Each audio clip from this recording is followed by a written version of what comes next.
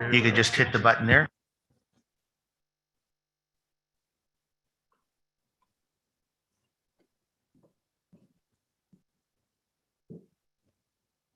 You could just hit the button there.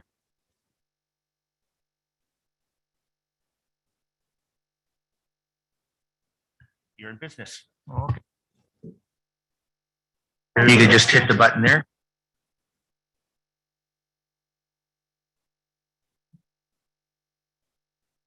You're in business. Hello? Hello? You could just hit the button there. Which button? Hello? That are out there in this country. It might be one of the driving. Good morning.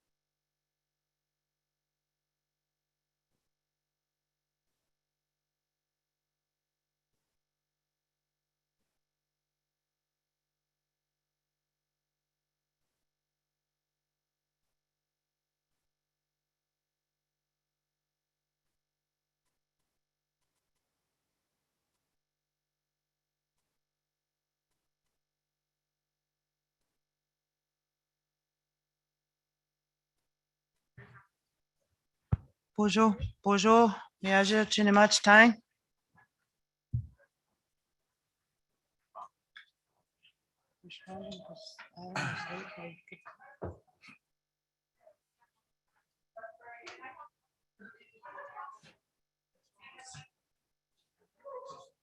I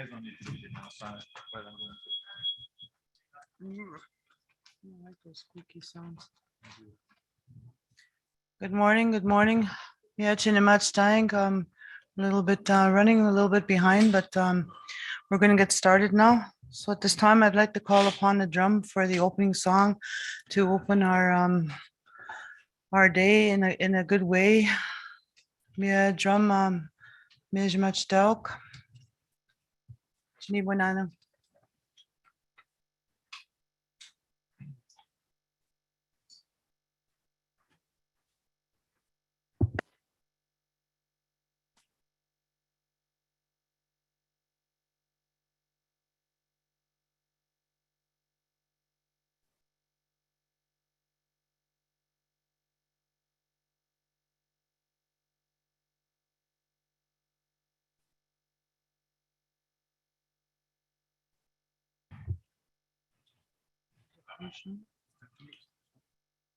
Okay, as we much time Tushan, if you can open the meeting with the drum song. Tushan. I was just talking to him too on the phone.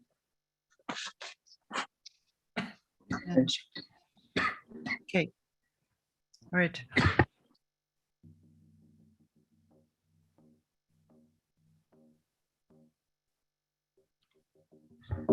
You must.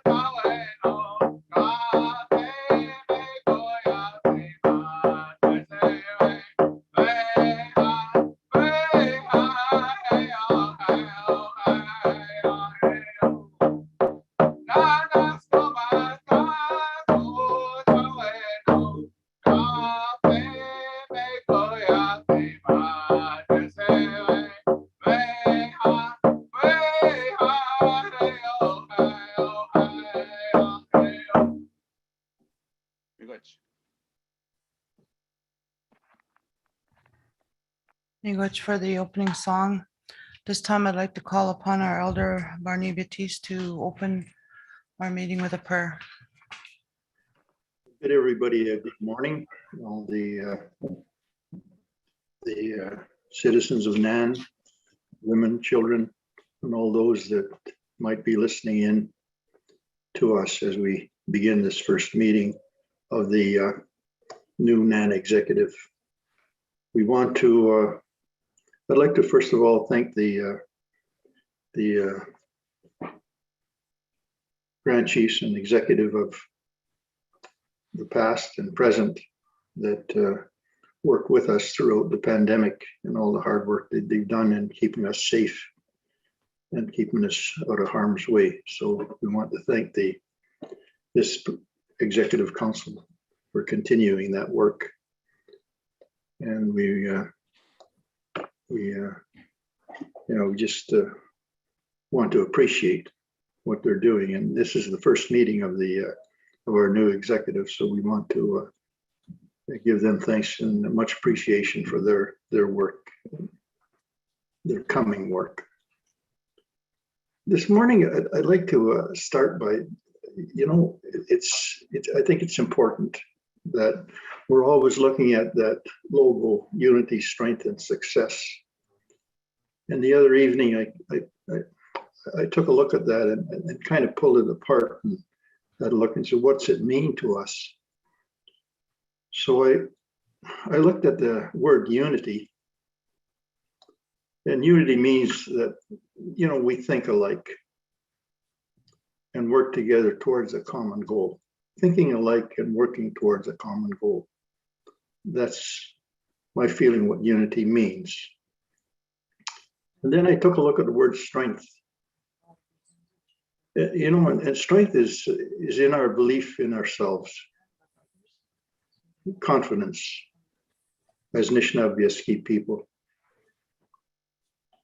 Knowing who we are, what we represent, the people of the land. And we also have a profound belief in the Great Spirit. We always look in the direction of Gevnedo to guide us in our work. Nan has been really good at doing that over the years. I've seen that. It's good. Then I looked at the word success. And success is not easy to come by.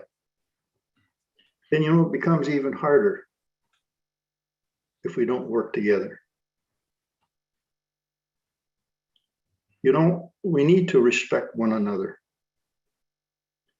And sometimes, I'm discouraged when I hear that we don't treat each other within our own organization with the respect that is due to every one of us.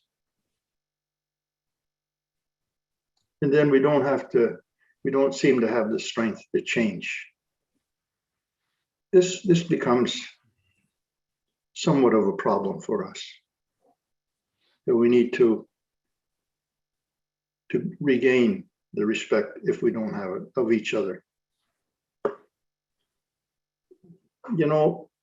It comes to me with a bit of discouragement when I hear that there is disrespect within our own ranks, with our staff members, that perhaps are not being treated with the dignity they deserve. And they in themselves sometimes are not respectful of each other. They call some of this lateral violence, that it needs to be examined by all, so that the strength and unity will start to develop stronger for us. It's come to my attention that we need to do work in that area. And I'm sure that the Executive Council is aware of it, and I'm sure that they will work at it. So unity, strength, and success are the guidelines that we work by That's what Nan is built on that. And we need to draw on that. We need to believe in that as a people. And as I say, you know, times, they can get tough, they can get hard. And you folks, chiefs, councils, you know how difficult it can become from time to time. And the only way we can get through that is by unity and strength, particularly the strength within ourselves to be successful in the things that we do. So I would deeply encourage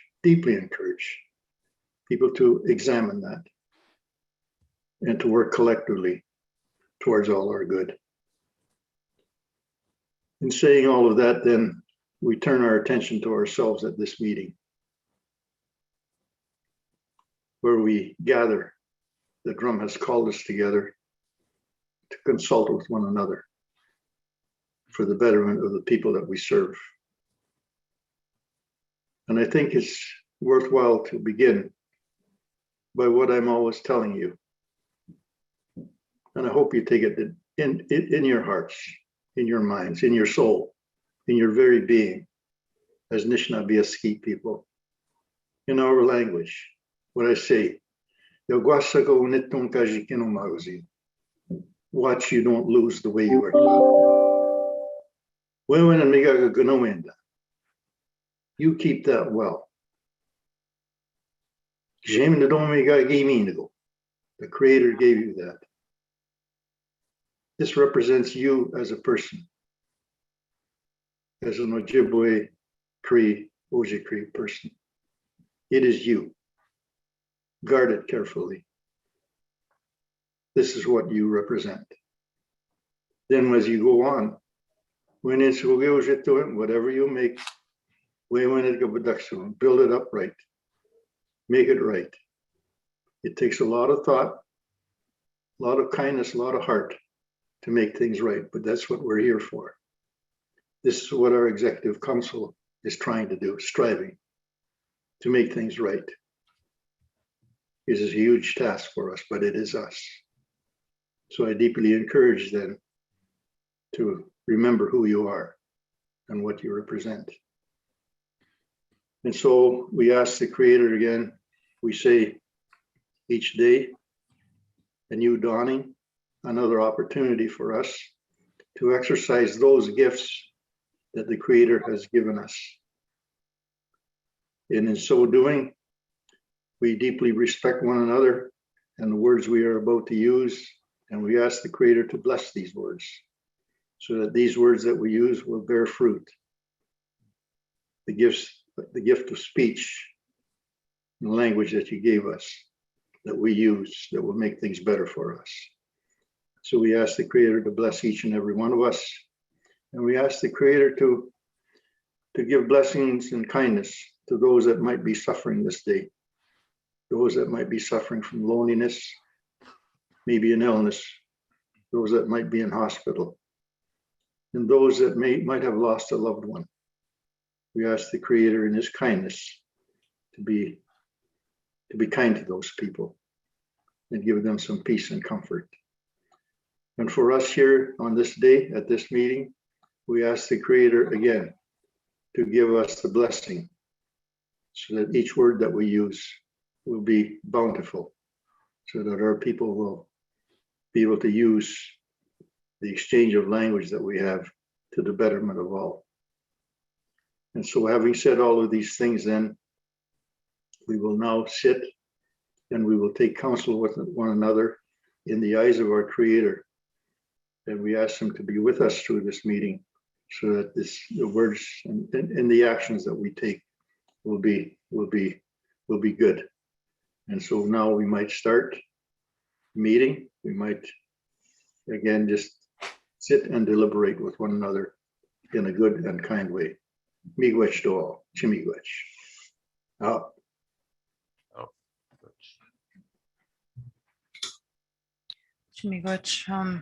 Miigwech to Sean for the opening song, and miigwech to Elder Barney Vitis for Kajim Kotamoishank, a reminder how we're to conduct ourselves in a good way.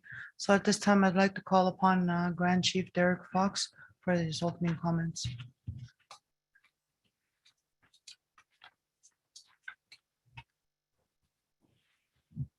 Good morning, everyone.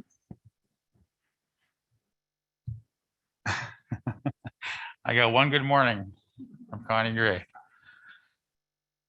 I just want to say, first of all, thank you, Barney, for the prayer, Tushan for the drum, and good morning to the many of you out there listening up north, online, Wawate land, wherever it may be. It's been less than 100 days since we've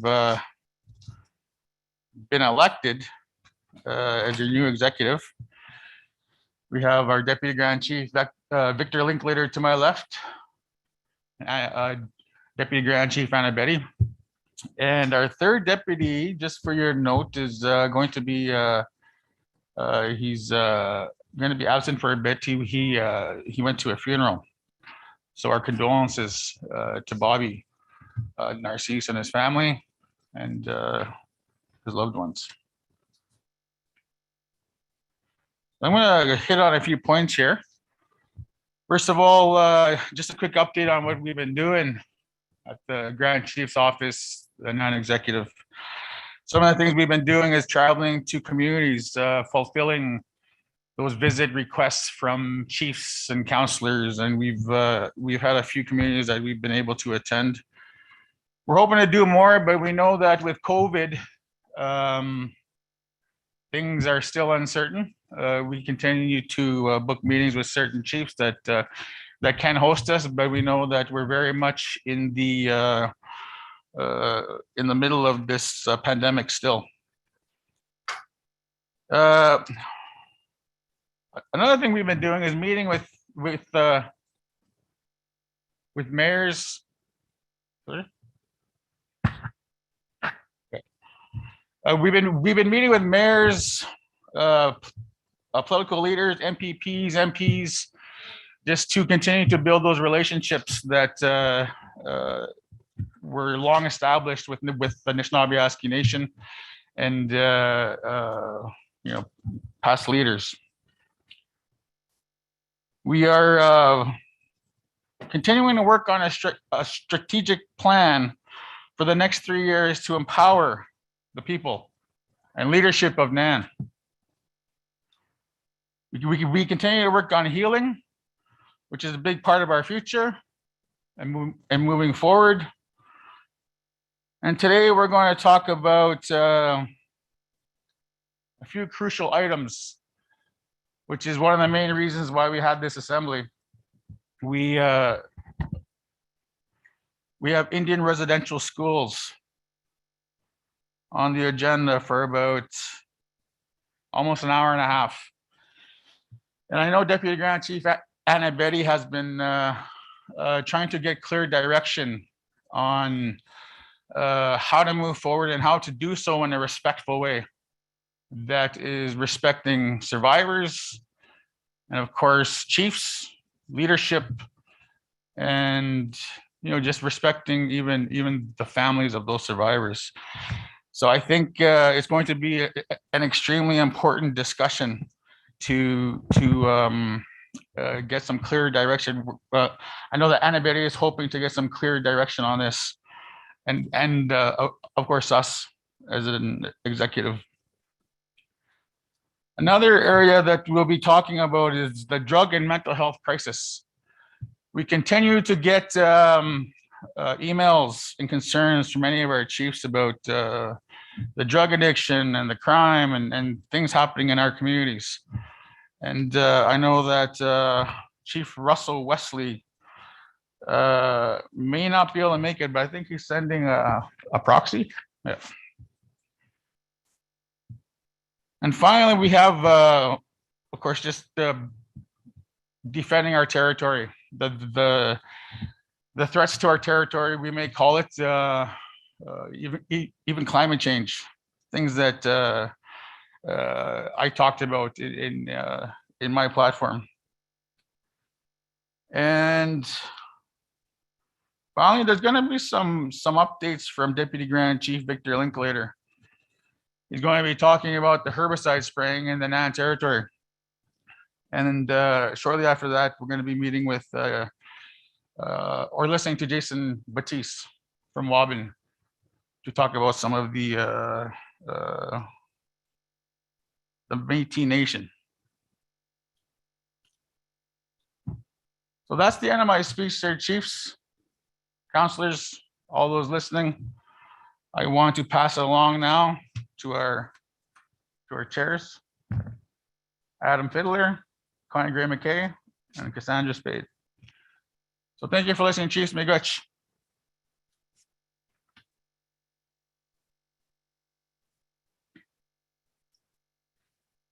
Miigwech, Grand Chief, for your opening comments. So at this time, we'd like to get right into our agenda. I'd like to call upon May Cat, and the topic will be the COVID-19 task force. It's an update for you, chiefs, on the work that's being done. So May Cat, if you're ready. Good morning. I'm here. So I have a couple of things that good morning to the chiefs and the leaders and the proxies and the NAN staff who are on the call today. So as the chair of the NAN task team, one of the more important items for you today is to receive some information on the national vaccination mandate for air travel.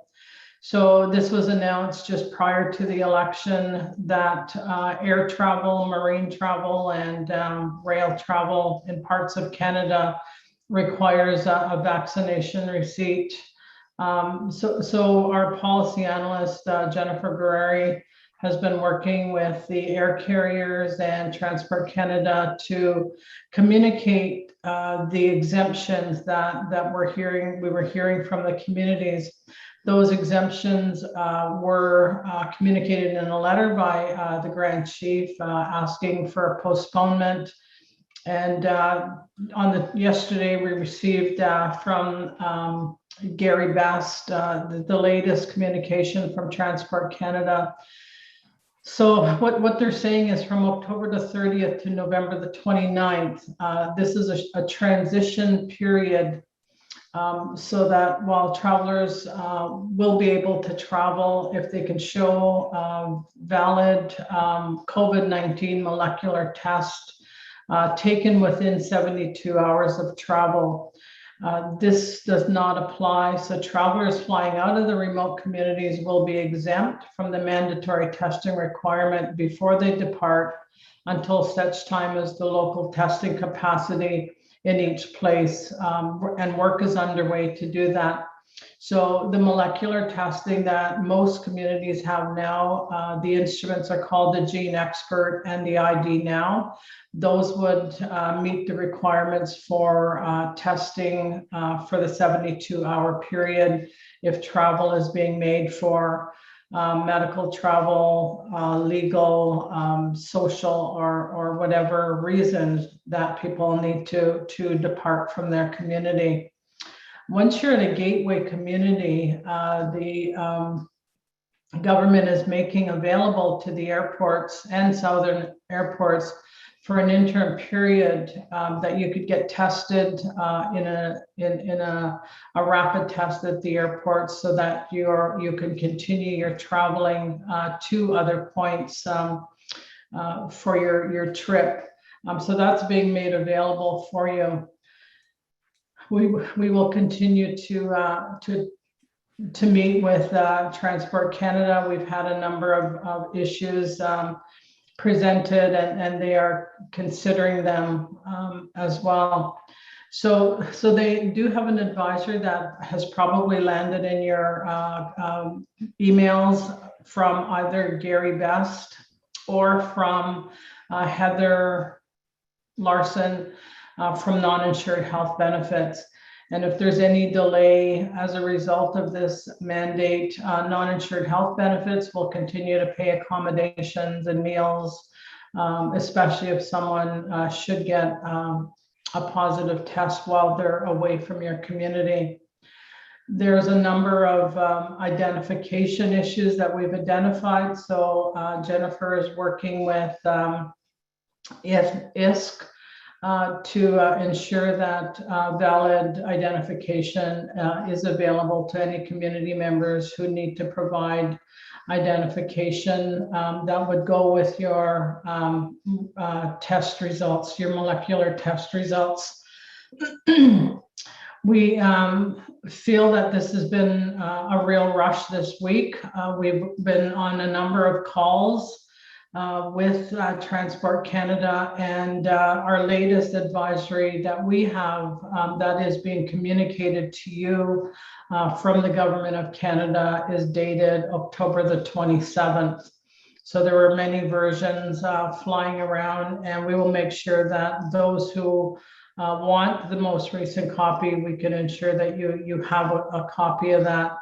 So there is, again, interim accommodations for remote communities. Nothing will change in those first 30 days. And then we'll continue to work with Transport Canada to make sure that your community members have a way to depart and return to their communities without any problems.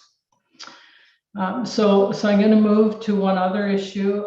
We are working with a number of medical public health units, as well as with ISK and the Ministry of Health, to do the planning for the third dose. The third dose is a booster shot that is provided to anyone who has received their number 2 shot in the last 6 to 8 months. The theory behind that is that over time, immunity to the COVID-19 virus will actually decrease over time. So once you get the booster shot, your immunity will go up again. And they're saying in Manitoba, they held a press release last week that what they're seeing in Northern Manitoba in First Nations, they have 479 active cases on reserve. Most of those are in the northern parts of the province, and they're saying the breakthrough infections are because immunity has actually decreased in their community members, and they have made mandatory number 3 vaccine for First Nations in Manitoba. Right across NAN, again, numbers across Northern Ontario are still fairly low. Thunder Bay reported 12 active cases this week.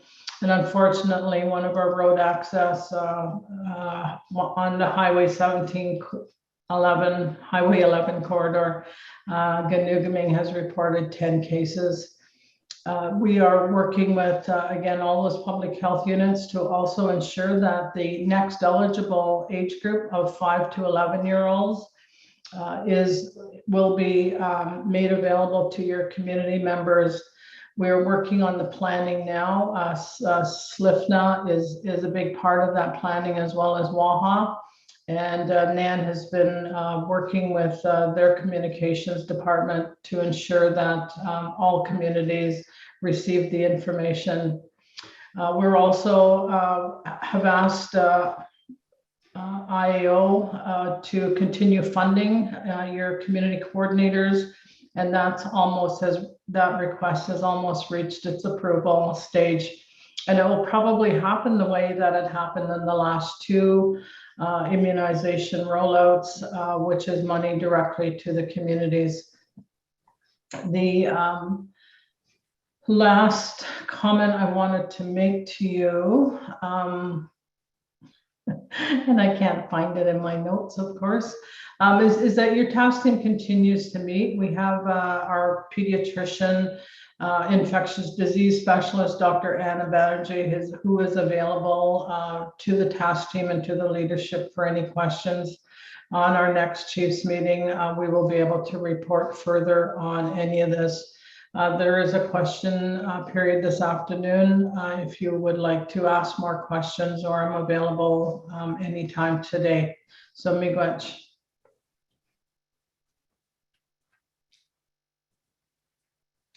Thank you, May, for your presentation.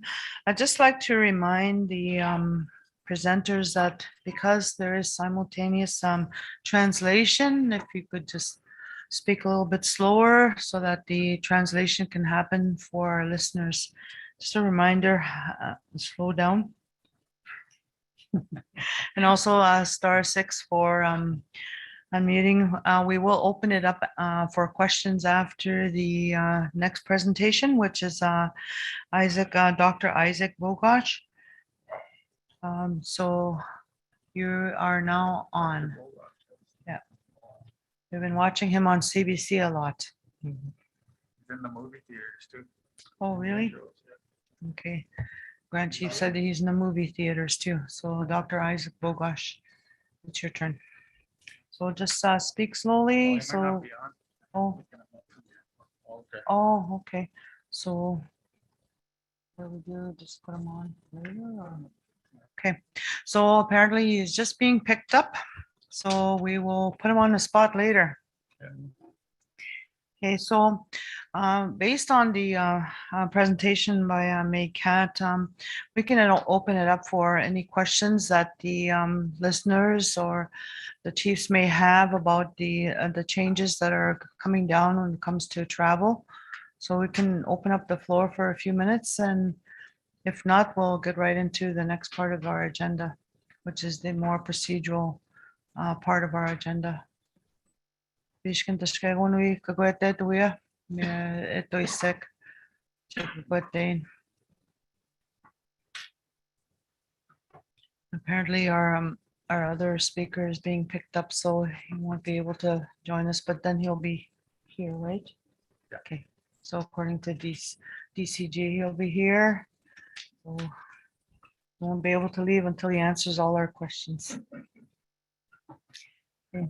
So I don't see that there's any questions. So it's *6 to unmute yourself and *9 to raise your hand. And for the presenters, just a reminder to slow down when you're presenting so that we can, the translators can translate properly for our listeners.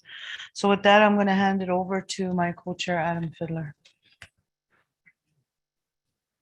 Miigwech Connie. So we'd like to continue on with the agenda. We'd like to open and call the meeting to order. It is now, what's the time?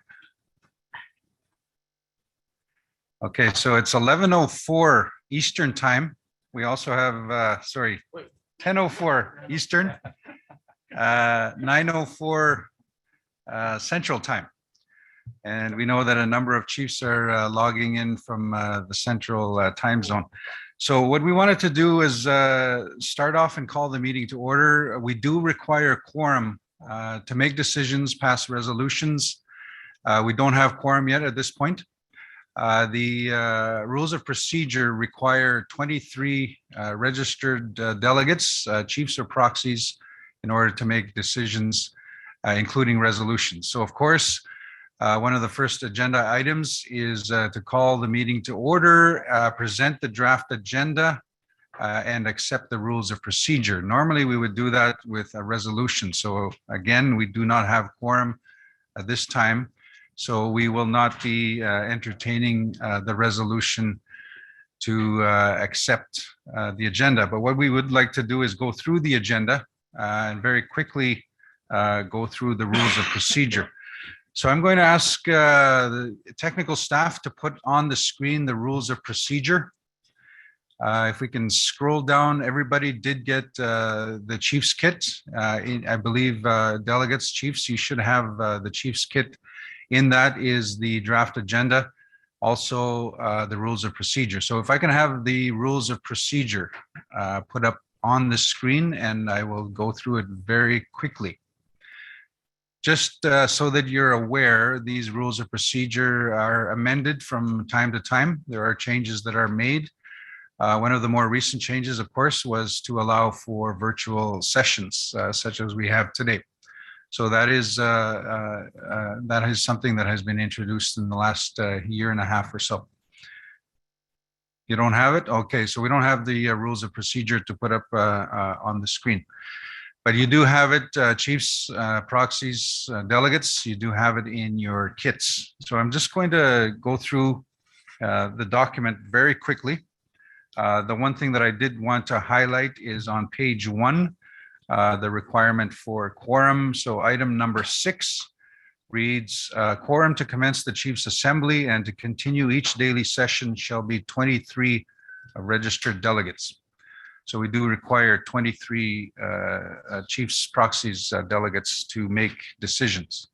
We can proceed with the presentations that we will be having throughout the day. We can proceed with discussion, but when it comes time to, there you have it, the rules of procedure up on your screen. When it comes time to make a decision, we will require quorum.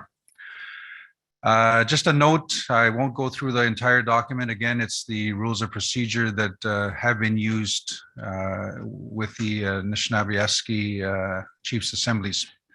The section on virtual assemblies, virtual meetings starts on item number 14. And again, there are a number of items there that describe the process that we will have with the virtual sessions. Just a note, so there's a question I see on the chat box from Jason Batiste to everyone. Is my proxy noted? So I'm going to look to our technical staff. Do we have Jason Batiste noted as proxy?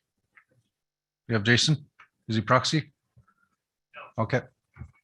Okay, we don't have that yet, so we'll just wait for your confirmation of proxy, Jason. Just a note, the last item, the very bottom of the last page of the rules of procedure. Just a note that the on July 9th, 2019, that there was an amendment made to the bylaws to reduce the quorum of members' meetings from 25 to 23. And again, that was confirmed with a chief's resolution.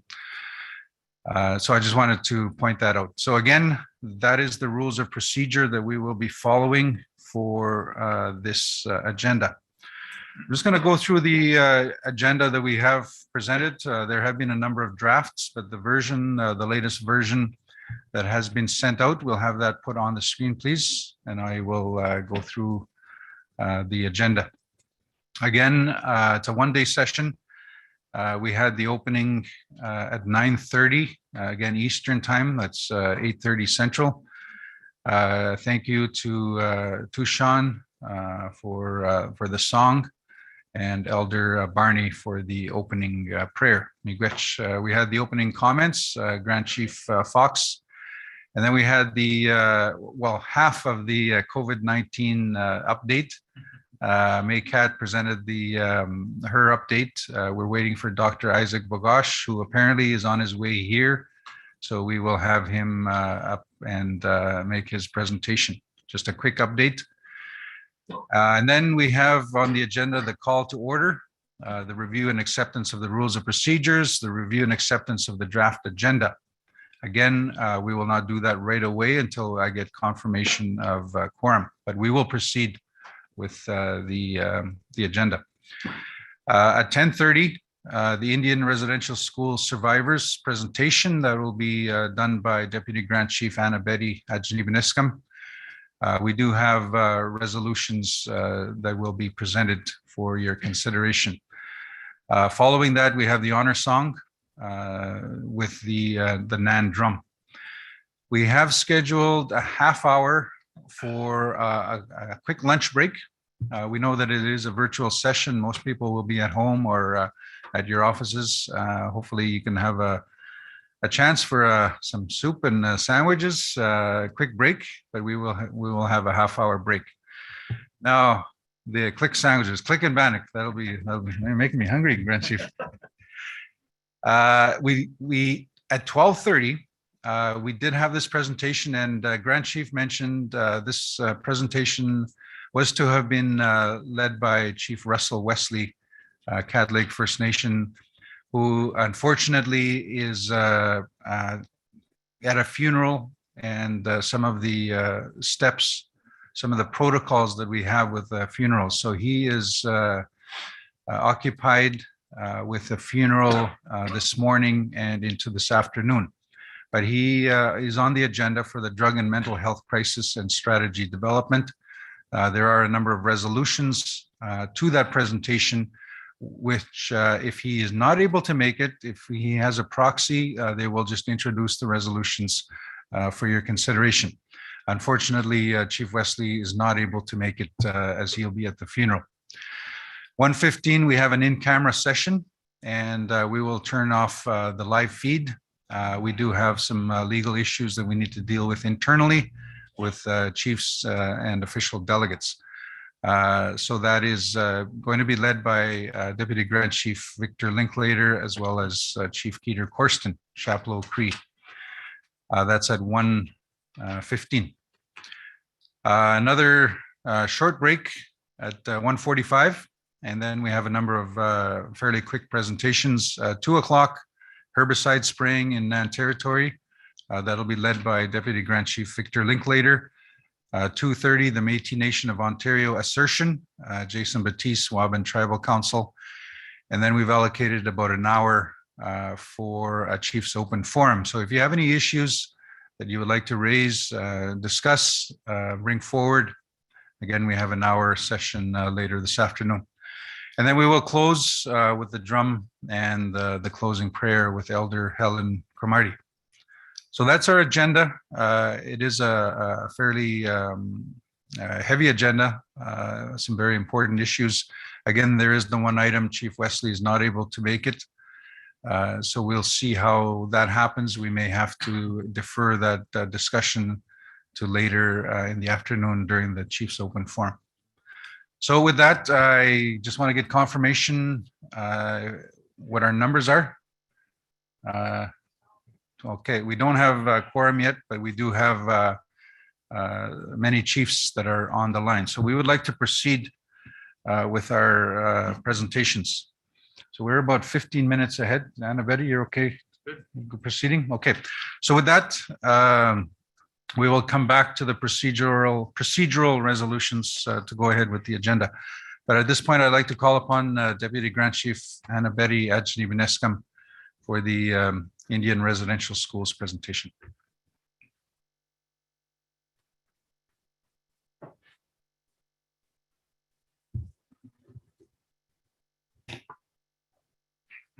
Thank you, Chair.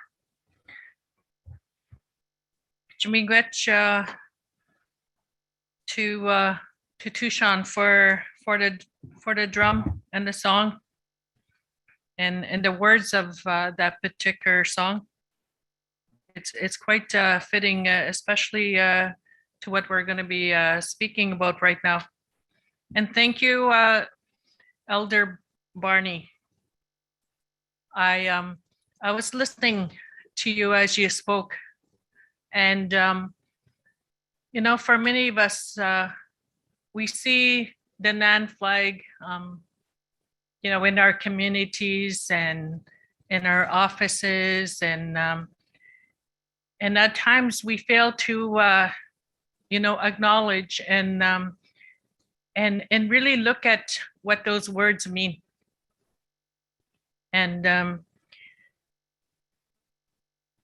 And right now, you know, what I'm going to be speaking about, those words that are on our flags and in our, which is also part of our mandate and our guiding principles, it will be part of what I'm going to be speaking about. I want to acknowledge Grand Chief Derek Fox and our Nan executive. And also to you all chiefs and proxies who have joined us, and to all our Nan citizens.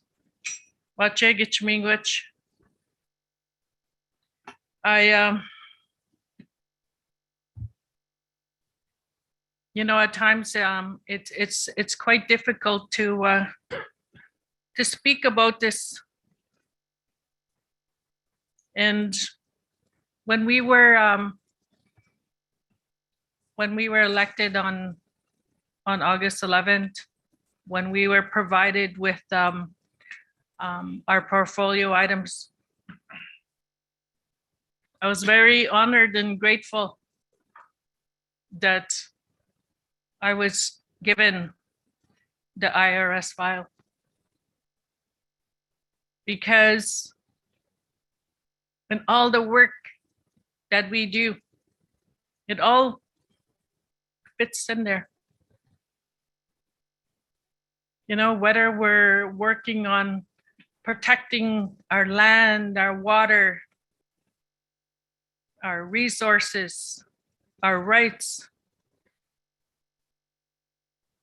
it all is encompassed in terms of what the foreign government inflicted on our people. You know, I can't move forward without acknowledging our survivors. You know, 50 years ago, 60 years ago, 80 years ago, in many of our communities and in our family traditional areas, our children were removed.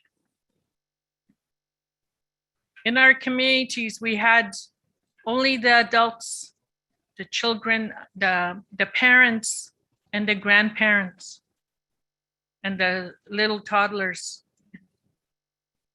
And any child that was 4 to 17 years old was gone. And the government, the federal government, passed legislations and ensured they had the funds and resources to remove our children from our communities. And the purpose of that was to assimilate our children. The purpose was to kill the Indian.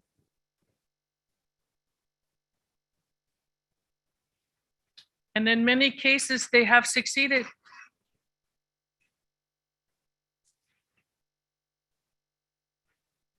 You know, outside these doors, we have our relatives who are walking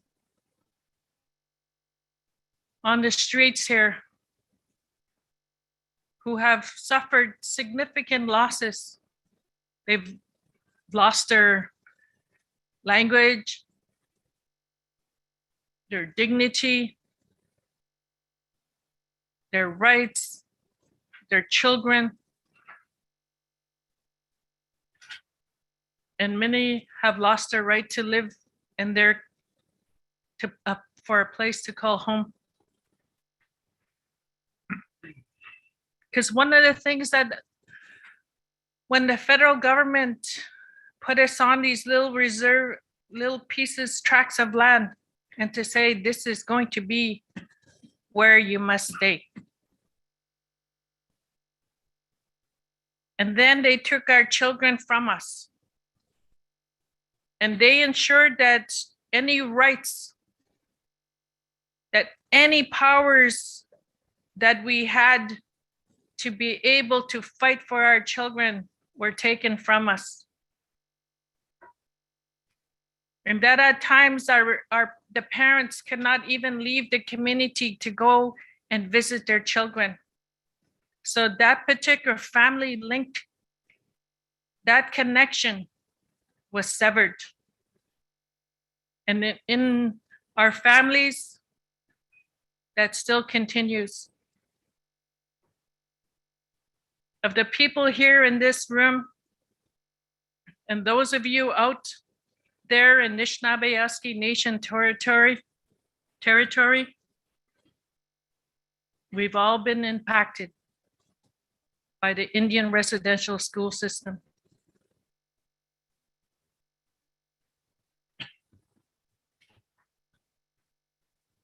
You know, I've been to some prisons to visit our relatives. I've been to shelter houses. I've been to foster homes, youth correction facilities. And many of our people are in there. And if we were to sit down and talk with our people that are in these places, and if we ask them,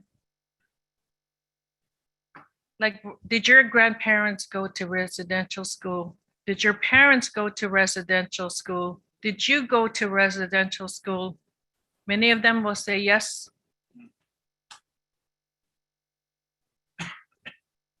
Because when you are being deprived of all your rights and your power, what things fester from that? Anger, hostility, shame, guilt, sorrow, fear. And many of our people continue to live with those things.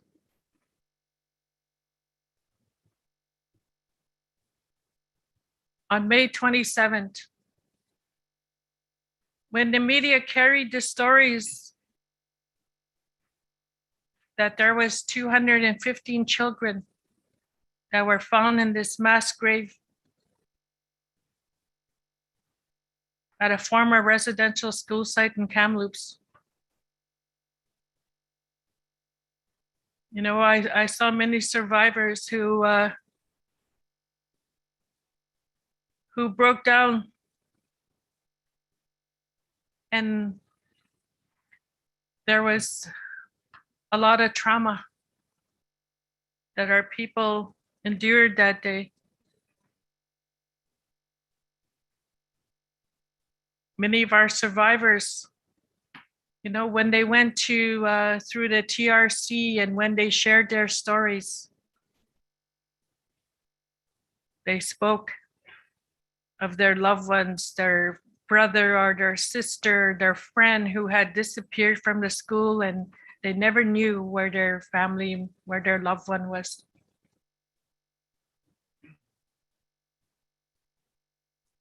So those children that were, we know that there are many out there.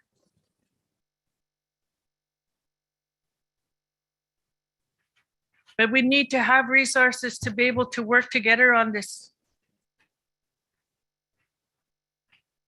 Since we've been in office, you know, we've been receiving many calls to say, what are you going to do? There needs to be something done. And, you know, as protocol, our protocol is, our respected protocol is that we must have a mandate before we develop a strategy. But I took it upon myself, chiefs and proxies, that I knew that we couldn't just sit and wait till we had that mandate from our chiefs. And the non-executive, I spoke with them and I, you know, and they too shared, they agreed that we needed to do something. So I reached out to certain individuals. You know, I reached out to them and said, I need your help on this.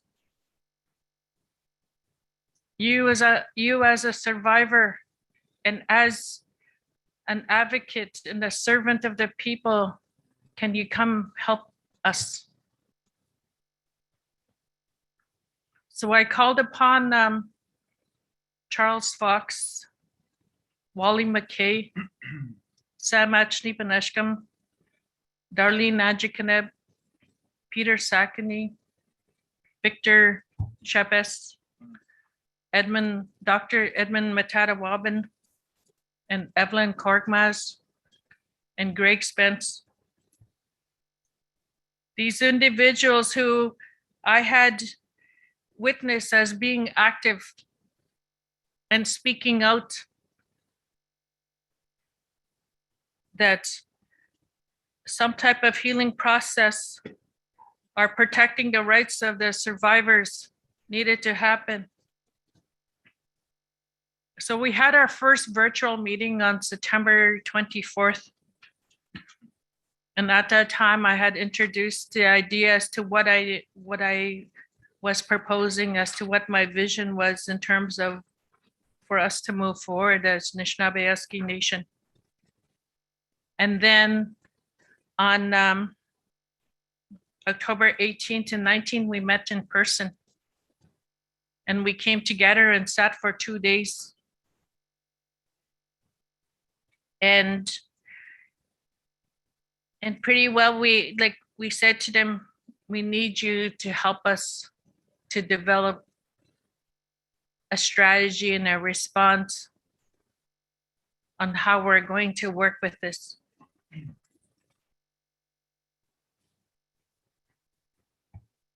So in your packages, chiefs and proxies, you have been provided a briefing note. You have been provided a draft resolution. We collected the words and the direction from those that we are calling as our advisory council. Because it's very important that this process be survivor-led.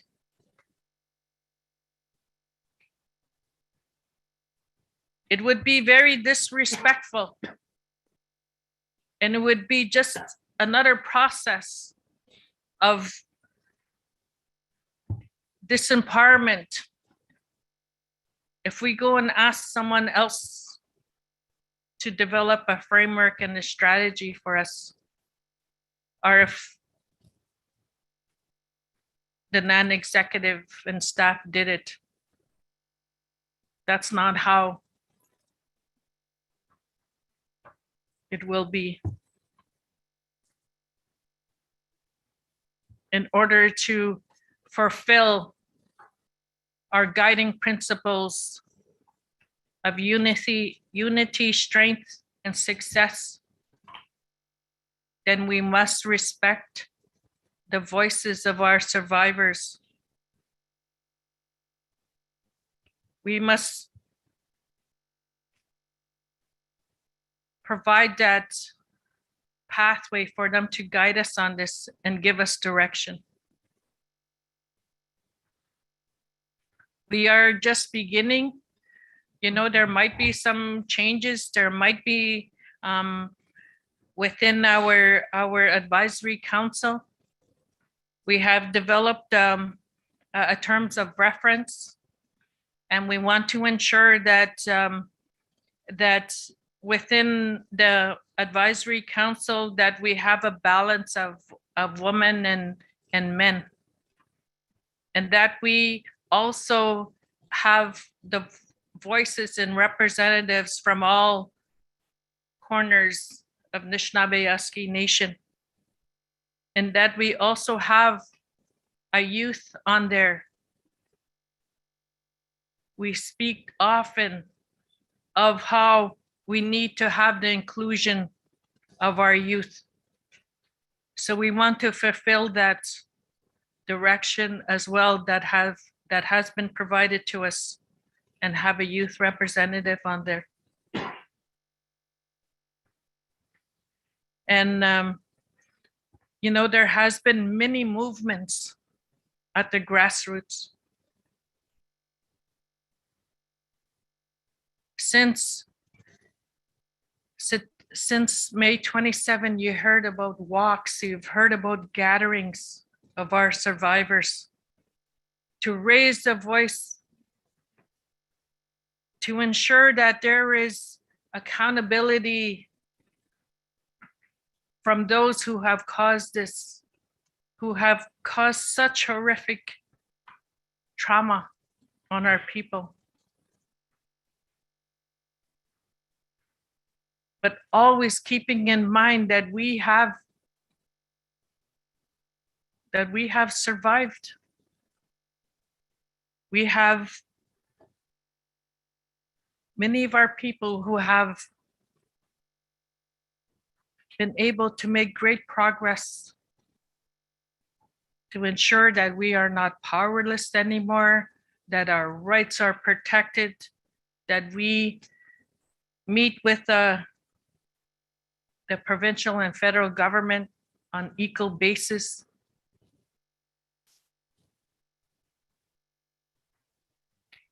And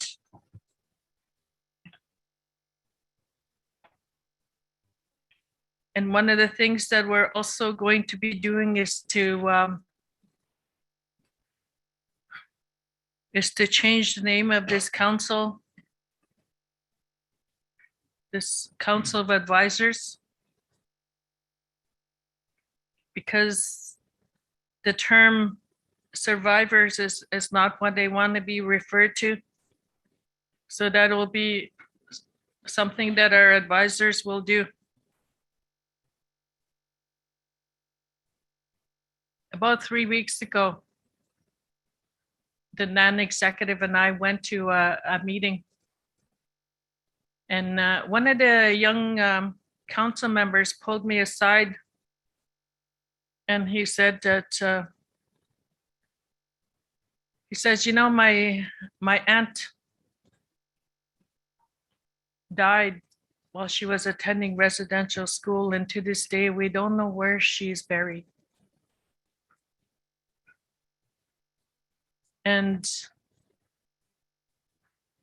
you can see how in his face how this affected him, that this was something that continued to really impact his life. So we need to be able to have resources and services to be able to help that young man and his family find out where their aunt is buried. And I know we have many out there who are needing that closure, to have those services and resources in place for them, to a place to go to.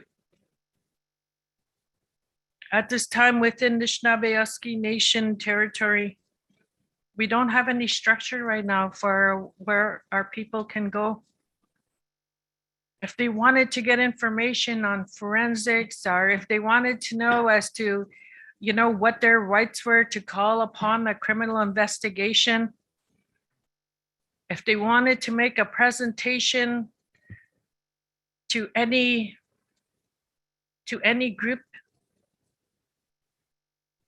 you know, to so that they have the documentation and the data to share facts. You know, there isn't any structure right now, and that is what we're trying to do. You know, within Nishnawbe Aski Nation, we would like to have a few staff, get a few staff that will just focus on this, and to help our communities. If they wanted to put together a proposal, then they would have that technical support there. If they needed to collect some data and evidence and other things that is needed when you put together a proposal, then we'd be able to provide that technical support. If a community wanted to, you know, put a community presentation on, then we would be able to, you know, have a network of resources and services to share facts and information. you know, there are some individuals who have reached out and said, you know, we need to have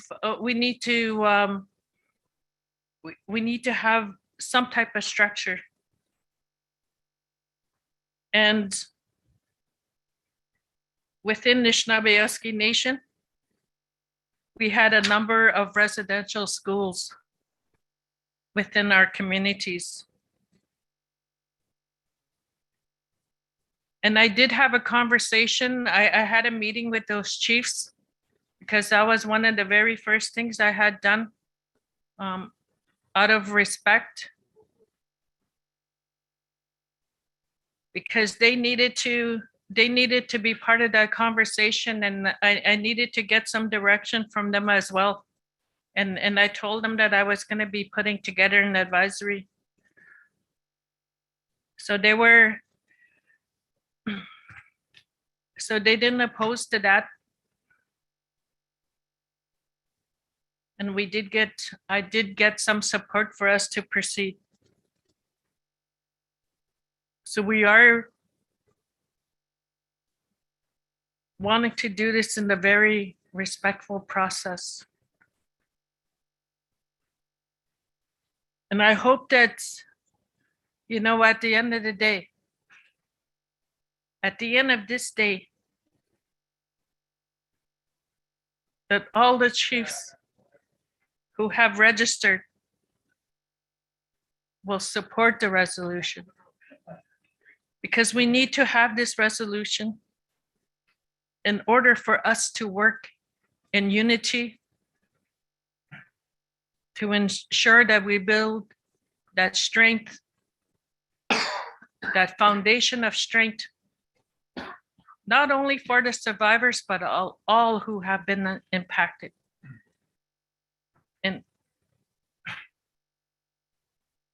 And almost everyone is.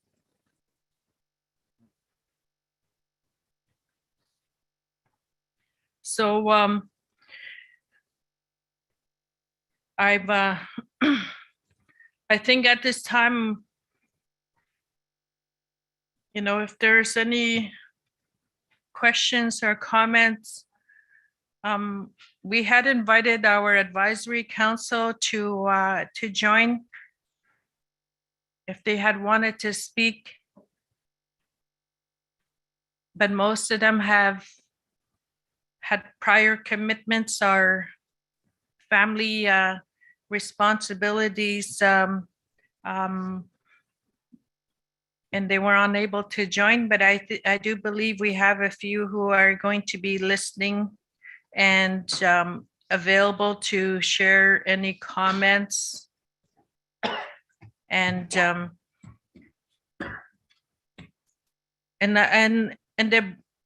the resolution is very self-explanatory. It is very respectful. And it was written very carefully.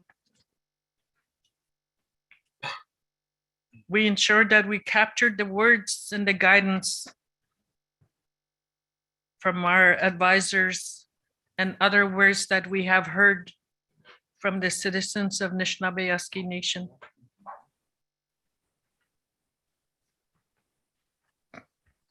So at this time, I will be concluding my presentation. And I hope my message was clear.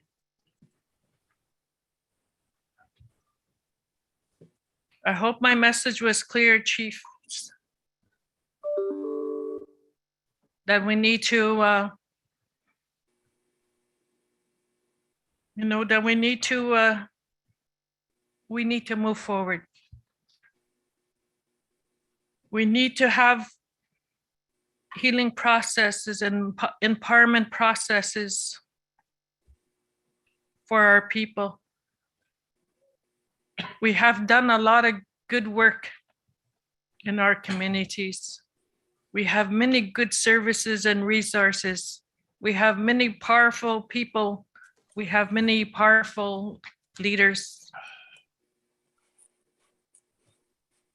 But much work must continue.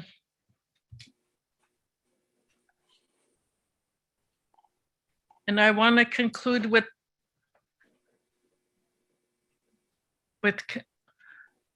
sharing my condolences to some of our families who are survivors,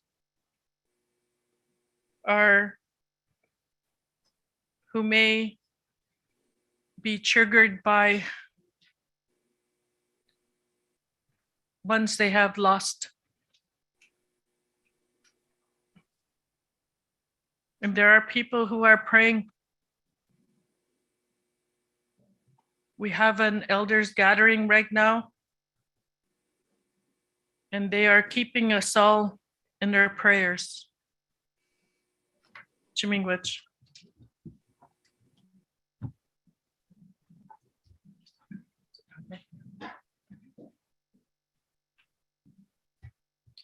Thank you, Deputy Grand Chief, for your presentation on a very sensitive subject that affects us all.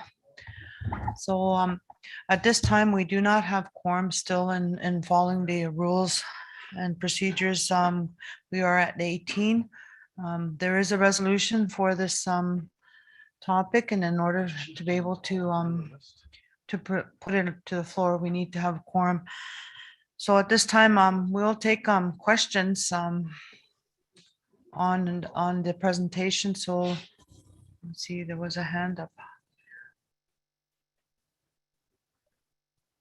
So there's 18 that are on right now. So we do need 23 to entertain any resolutions. So there was a hand up.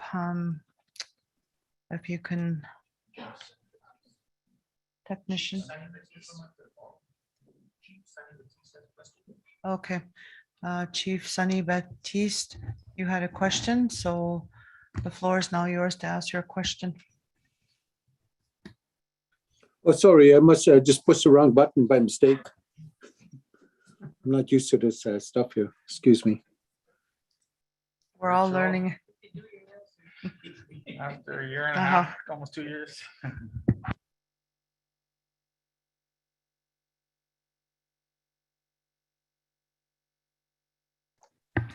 You've just disappeared, so you probably pushed another button. Okay, There he is. Aja. I see him at the top here, see? Just gotta unmute. Okay, you just got to unmute yourself, *6. And then you Oh. can ask your questions. There he is. Oh, we hear No, you no. now.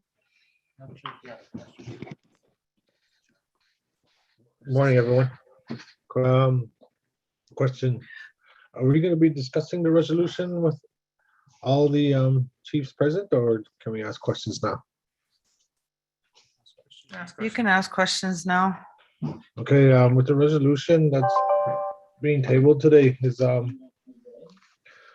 will this interfere with any other application or proposal that First Nations doing on their own? That's just one question for now.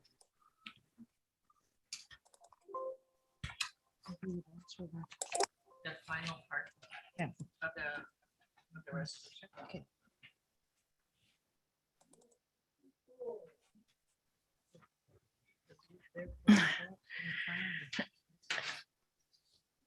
Wache, good morning, Chief Naguchi. If you have the resolution in front of you, Chief, we are aware that some communities have already that they have a strategy in place and that they are seeking funding. What we're looking for will not impede our on any of the community-based services, and why we feel we need a NAN-wide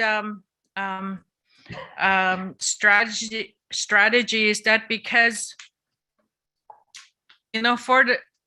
for the Indian residential school that was in your community, St. Anne's, there was many people from Nishnawbe Aski Nation communities that attended that school. And the reason why I know that for a fact, Chief, is that I had 3 siblings that went to that school. So my community of Martin Falls, which is just up the river from you, our people went there. And even Horton Hall, we've had people from all across Nan territory that went there. Pelican, Shingwa, Brantford, and other residential schools within our Nan territory. So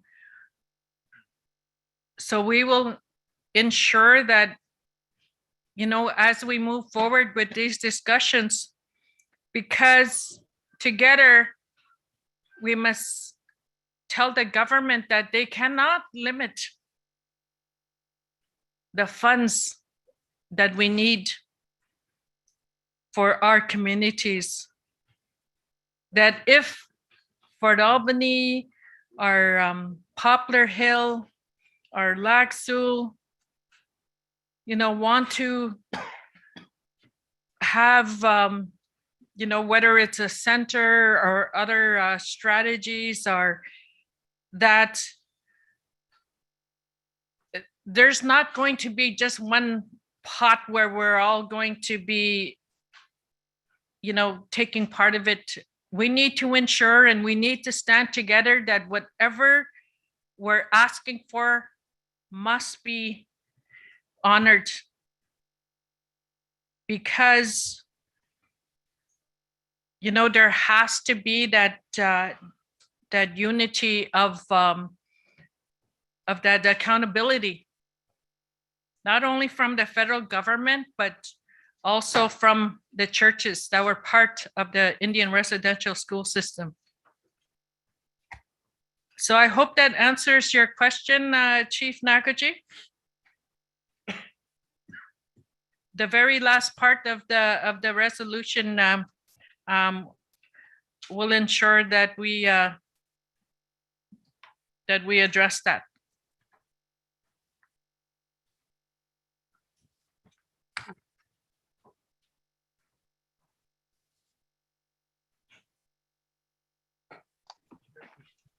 Just a follow-up question.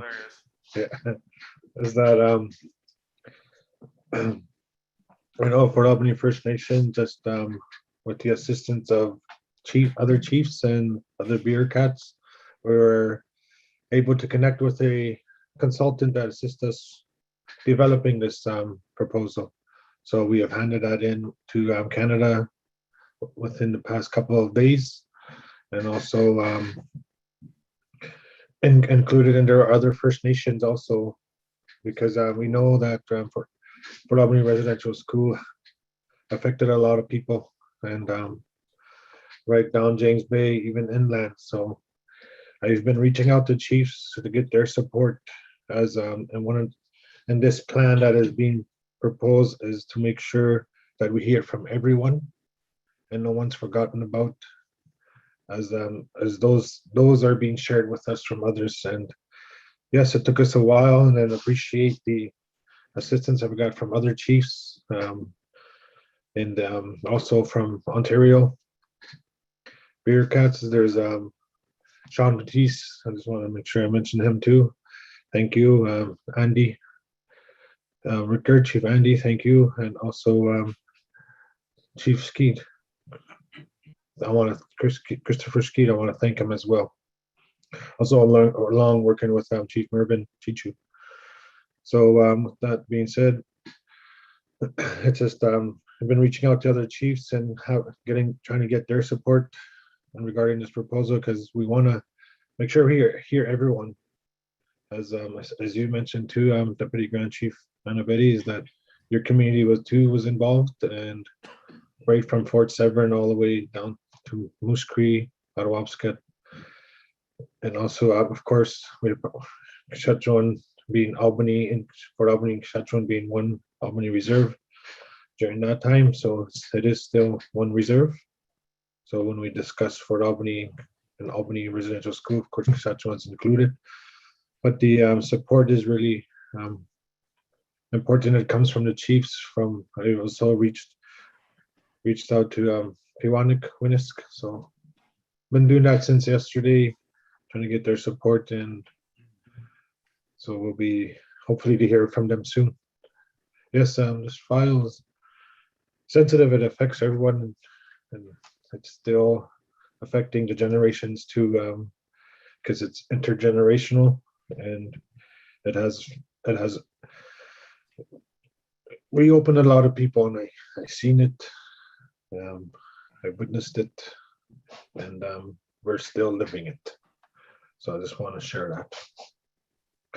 But then again, I just don't want anything interfering with our application moving forward. It's a sensitive topic, yes, and I want to respect everyone that is involved. Thank you. Come on. Thank you very much, Chief. And of course, if there is anything that we can do to support you and the community and all those that are working with you, please, we can assist you with that, Chief Nakaji.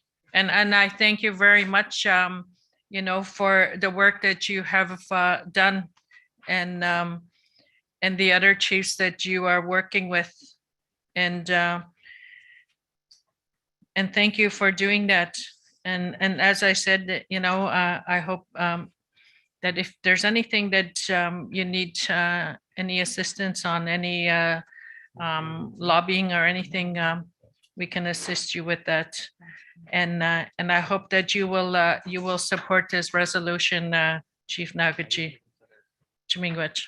I believe that Grand Chief would like to make some comments. Oh, Mervin has a question first. oh, okay. You might want to ask him. What's this question? I can't see. Okay, so the floor recognizes Chief Mervin Chichu.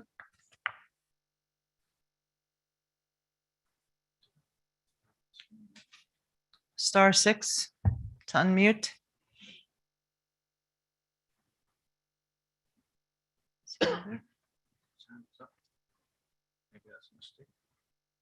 Okay, Chief Mervin Chichu, I see that your hand is up, so it's *6 to unmute. And then after the question, Grand Chief will also have some comments on the concerns that are being brought forth. See his screen now, but he's still on mute. You must still be on mute. We can see your screen. It's a very nice picture of a snowstorm. The one that's coming. There we go. Okay, *6. No, just the mute button. Just the mute button now. *6 is for the phone. Oh, okay. Oh, great. The *6 is the phone. Okay, so just unmute yourself. Be at the bottom. I'm the wrong person to be giving this advice. It's on his screen. But, is there on a computer? Must be on the computer. We can't hear you still. He's trying to figure it out. At the bottom. Should be at the bottom of the screen, right? Yeah, there's bottom left. Bottom left. He's IT guy. Okay, we see your lips moving, but no sound. Bottom Maybe he left. doesn't even know that he's not on it.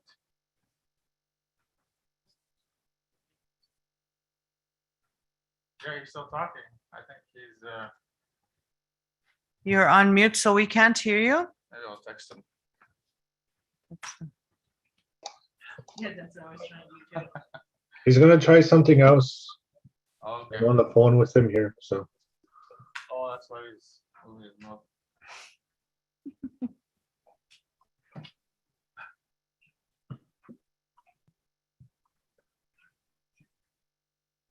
He keeps pressing the mute button, it won't come on. So.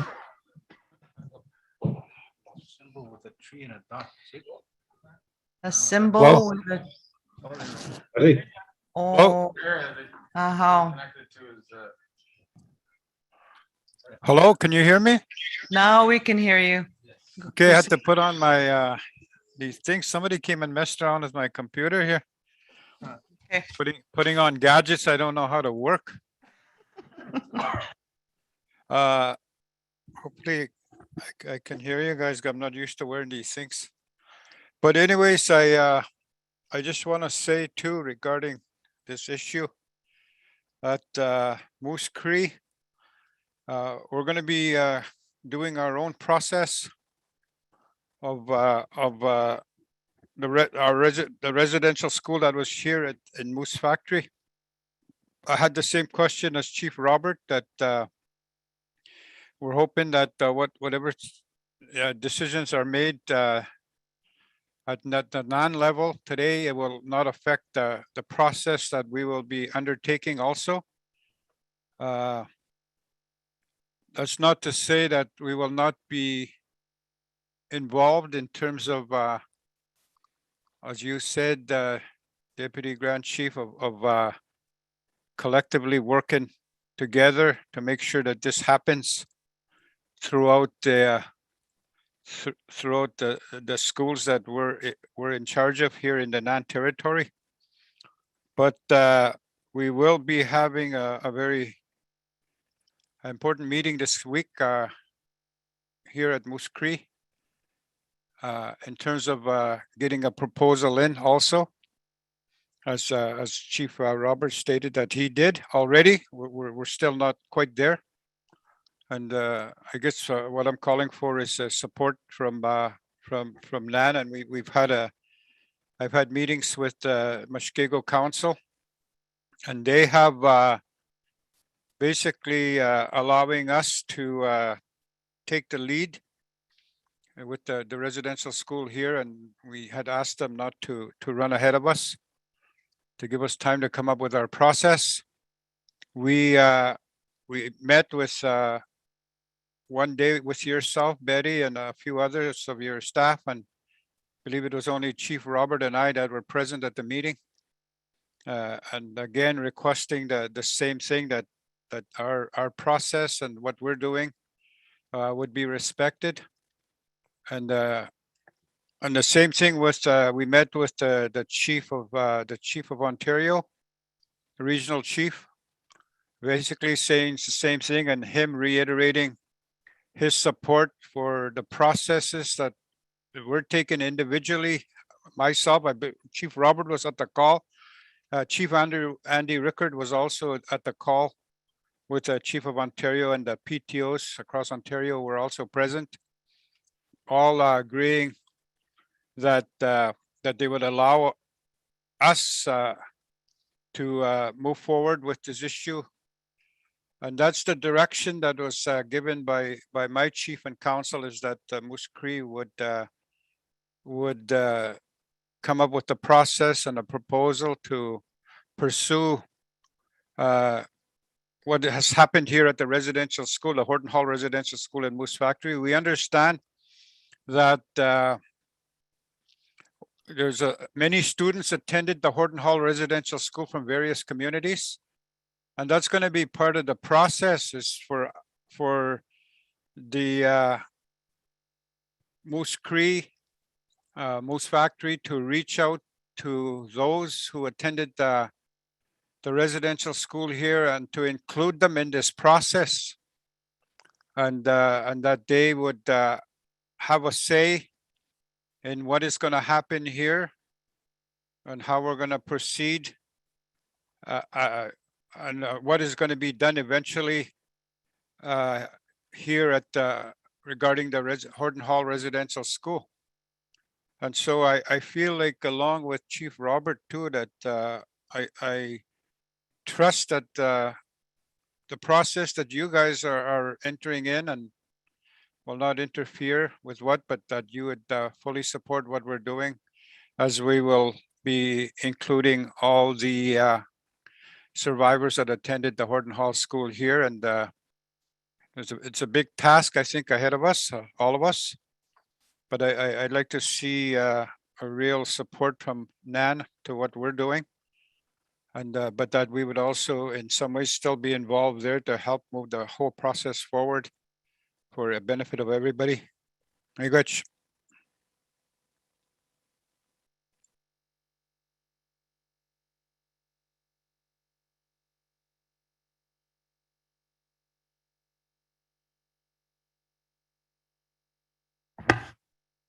Chimingwech, Chief Chichu.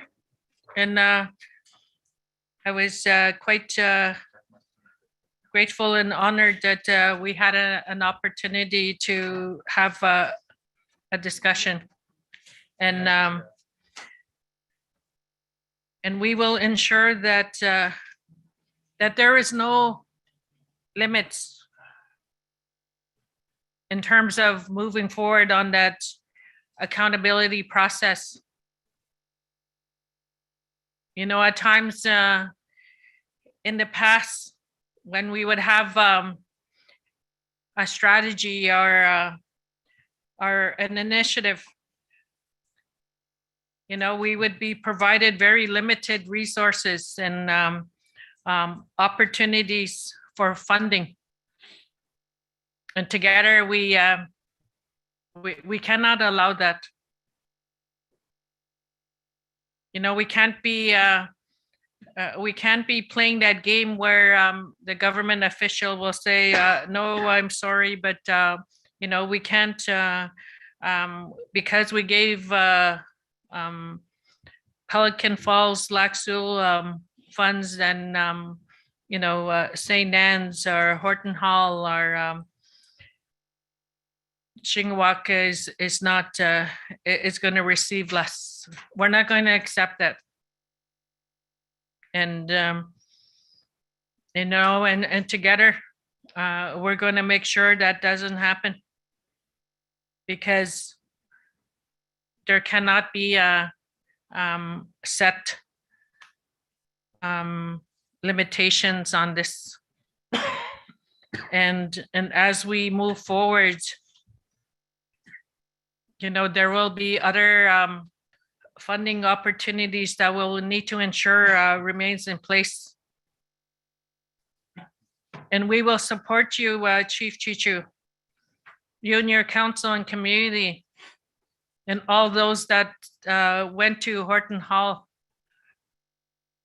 to ensure that the process, that whatever resources that you need in order to do the work in a good way. Like right now, we do not have the staff that are totally focused on this, but we will ensure that we utilize what we have. And because we do have many good people here, and the support, you have the full support of the non-executive, and we will work with you. Chimingwech, Chief Chichu. I believe Grand Chief would like to make some comments. Can I just say one more thing? Like, you know, I appreciate what you're saying there, Deputy Grand Chief, and that you're going to make sure that no one is left out. But you know, the experience that we've been having, and it showed up during the fact that we have a bilateral table with the government and the health, our health transformation working group. When I approached the government, they said we gave money to NAN, and it was almost like they were saying, you know what, go get it from over there. And that wasn't acceptable to us. Like, and that's the concern I have here, is that, when we go look for our funding, that we'll be told, oh, we gave it to NAN or we gave it to the Chiefs of Ontario, go fight for it over there. That seems to be the pattern of how the government is working. I've seen that a number of times now in the different areas. So I would appreciate the Grand Chief if you could make sure that that doesn't happen, that the individual First Nations who choose to have their own process of the looking at the residential school that was in their community, be afforded that opportunity to do it, and also to get all the funding that they need to make it happen and to do a complete process. You good?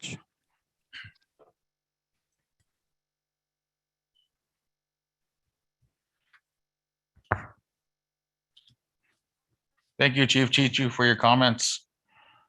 I know that you and I spoke about when was that? Late August, early September.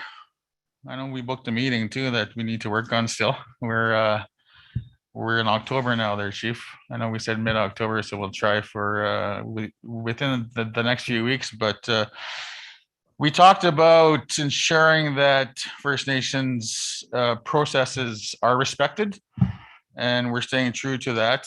In my general comments, I wanted to speak a little bit about just my experience with this, with the chiefs, elders, survivors, my father, and those who are close to him. And what I wanted to say is that it's every survivor, every chief has different opinions on what we should be doing. Some are similar, but my point is everyone's got different views and beliefs on this issue. And as I said in my comments, the biggest, if not main reason we're having this assembly is that Anna Betty came to us as an executive saying she needs some good direction on this. So Chief, we will continue to respect those processes and ensure that we respect the chiefs who put us here, which is an important point. But then the survivors who have to be respected, right? And it's just getting pulled in different directions. So we are hoping that by the end of the day, we have a bit more clearer direction. We know that it's not going to be crystal clear, but just getting there to a closer area that we can work together. But we will continue to work together. And thanks, Chief. And we will book those meetings soon. And just a quick point, I think we're still at 18 chiefs, right? Roughly? We're almost there? Okay. We've been texting chiefs here, so if you know your chiefs supposed to be on here, give them a shout. Thanks.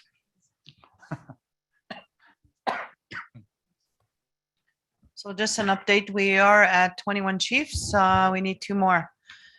So get on those phones, get on whatever gadget you have and get those chiefs online so we can get to resolution. So we do have a resolution on that topic, and the questions that have been brought forth are covered in the last finally be it resolved that the implementation of this resolution shall be without prejudice and to existing and future projects or initiatives at First Nations and Tribal Council levels related to Indian residential schools, as well as NAN IRS Resolution Health Support Program. So that's that is the bullet that covers all other First Nations that are doing their own processes when it comes to Indian residential schools. So with that, we have 21 chiefs, and we still do have time to, okay, so we do have a hand up. So Frank McKay. How come I can't see it? Frank McKay, you have your hand up. Kintam. Good morning, chiefs, councils. I'm the proxy for Catholic First Nations, so couldn't be here. He had to attend a funeral of one of his uncles who went to residential school and and had past traumas that any survivor did and lived off the street here in Thunder Bay. So he sends his regrets to the council to be here, but he has a presentation that I'm supposed to present on his behalf later on in the day. And I just wanted to comment on the discussion on the residential school thing. As you know, most of us went to residential school and are survivors of the residential school experience that happened to us. So for the resolution, I support the other speakers because our chiefs in our area are also looking at a strategy in relation to the Pelican Lake Residential School. And we have 3 residential schools in our territory. One is Proper Hill and one is Sterling Lake residential schools. So we're looking at the strategies in relation to the Pelican Lake Residential School. I don't have the details of the plan of how they're going to proceed, but I just wanted to make sure that the strategy that's being proposed here in the resolution is in line, and I see it in the resolution that there's a draft strategy before it's submitted to be approved by the chiefs. And I think that's the right course to undertake, so that we'll have fulsome discussions. That we are in alignment, the First Nation, local First Nation chiefs, and also non-chiefs in assembly, and of course all those concerns that were identified by the other chiefs. Those are the things that always happens to us as First Nations. We get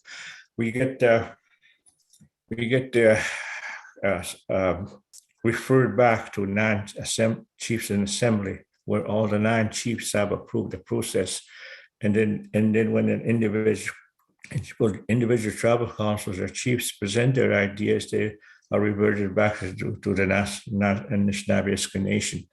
So, and I think we need to be able to address that and be able to defend ourselves from those attacks that the federal government always does to us in trying to achieve those things that we have. So,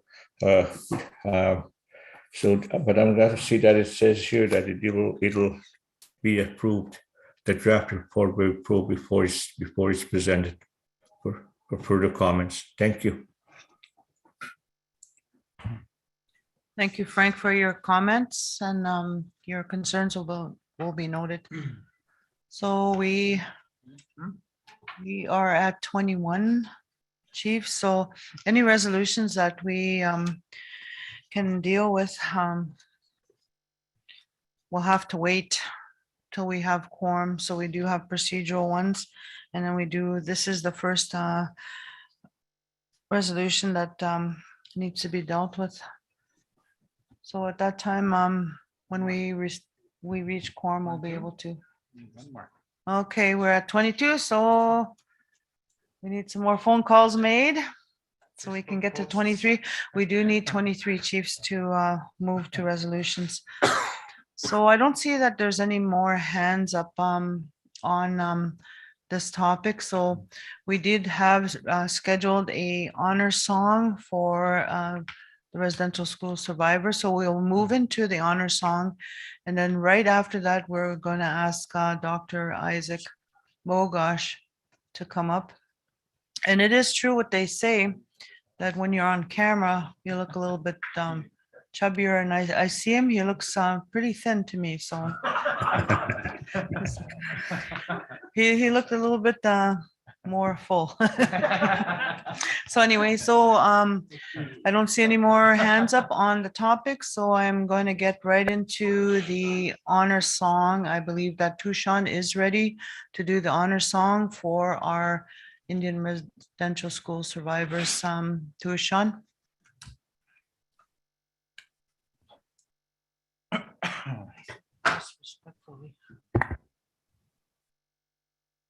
Bonjour. The honor song that I'm going to sing is for the survivors and the children that didn't have that opportunity to come home.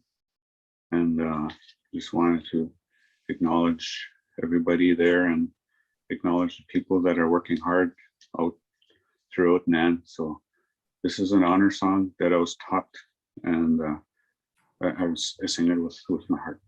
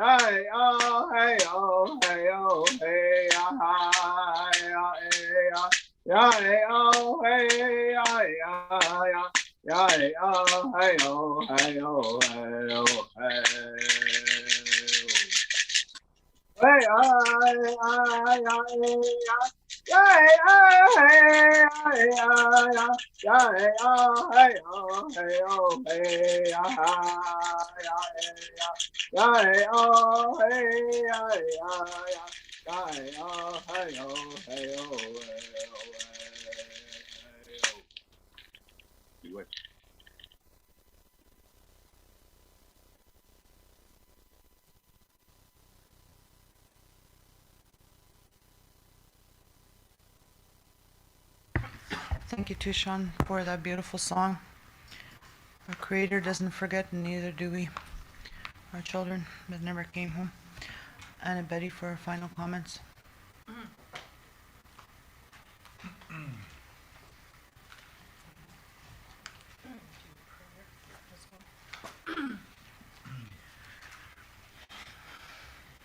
Chimingwich, Tushan, for that beautiful prayer. And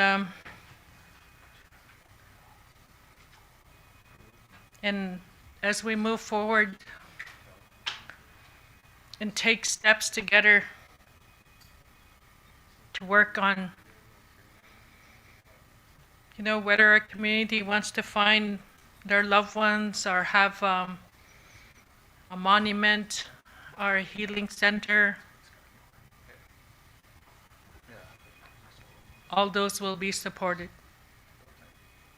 And we will continue to work together in a very respectful way.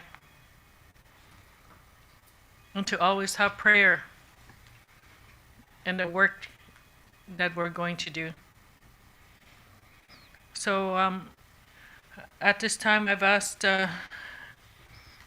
Deputy Grand Chief Linklater to also to share a prayer with us. Chimingwich.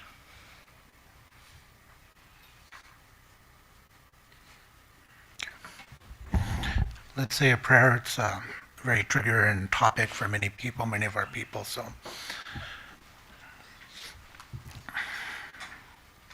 Heavenly Father, we thank you, Lord, for the space and the opportunity to discuss this topic as leaders and as workers in our NAN territory. We do realize that there are still many survivors that are still alive and still dealing with the trauma.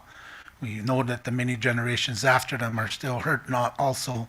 But we ask, Father, as we go through this process, that you would bring comfort and strength to all our hearts. Help us as leaders to make decisions for the betterment of our nations, and just help us to pull together during these hard times. We think about all the effect of residential school, the addictions, the opioid crisis that we're in, the fight to stay alive and to choose life over death.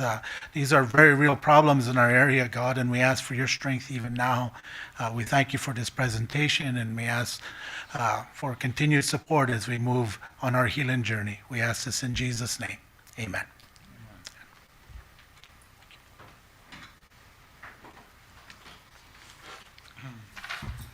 Thank you, deputies, for your closing comments and your prayer.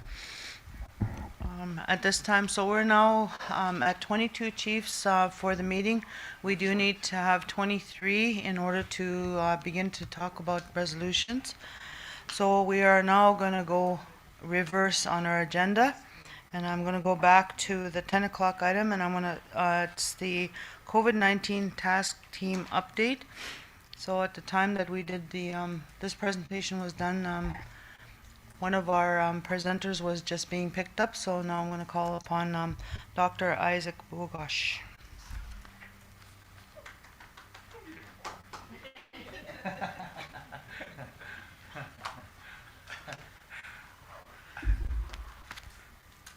Thank you so much for the invitation and the comments on my weight.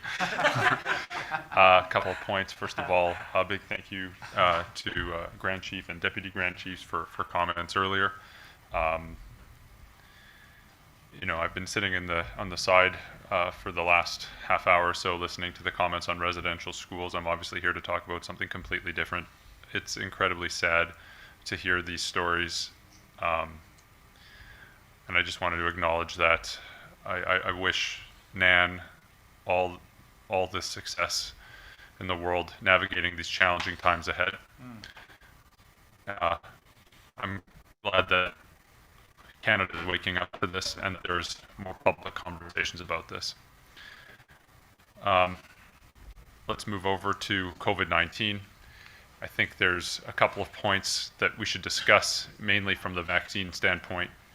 The first point, though, is that we are still in the midst of a pandemic. And although many people have had their vaccine series, the pandemic still is here and the risk has not gone away. It's a little bit lower for vaccinated people, but we still have to proceed with caution, especially in the fall and winter months ahead.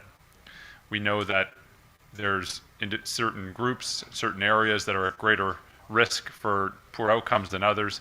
And we certainly know that Indigenous communities, in particular, some of the remote Indigenous communities, and even urban Indigenous communities may be at greater risk for getting the infection, and of course, for having poor outcomes from this infection. So we have to remain vigilant.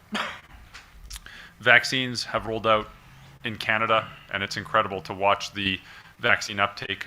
About 87 to 88% of eligible Canadians have received at least a first dose.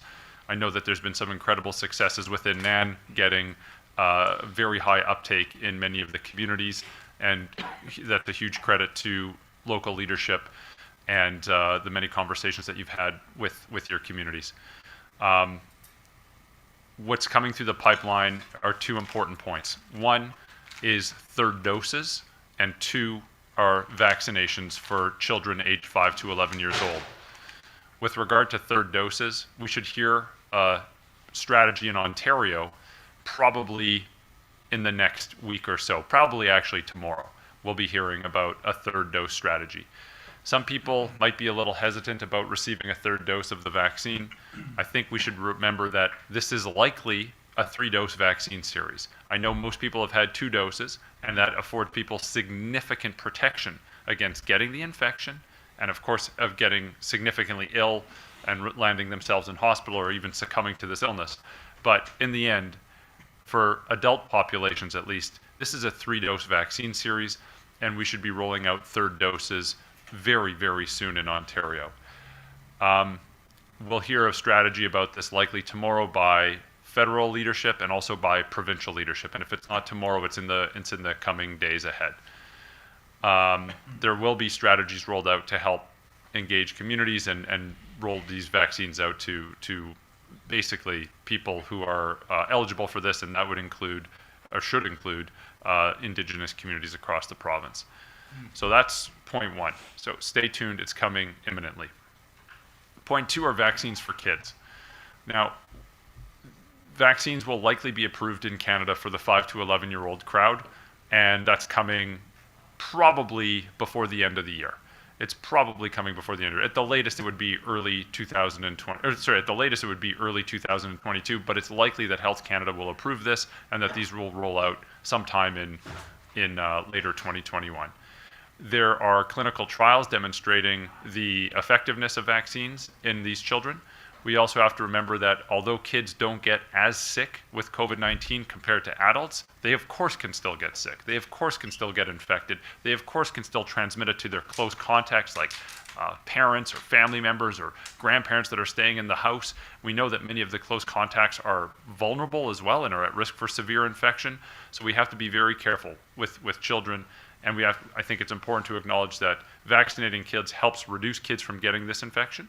It helps reduce kids from having a severe outcome from this infection, and they still can get very, very sick from this infection. It's just less common than in adults. It protects their close contacts, which include family members who may be vulnerable, and also protects other close contacts like their friends at their school, or if they have extracurricular activities like sports or arts, protects those around them as well. And it also creates a much, much, much safer community.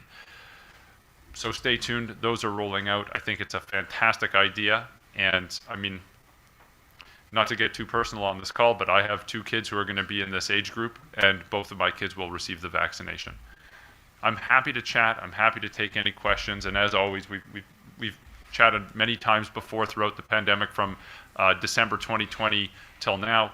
I'm always available. I know sometimes people have questions now, other times questions might take a little bit of time. I'm available now. I'm available at any time to address any questions or concerns. Thank you so much. Sure.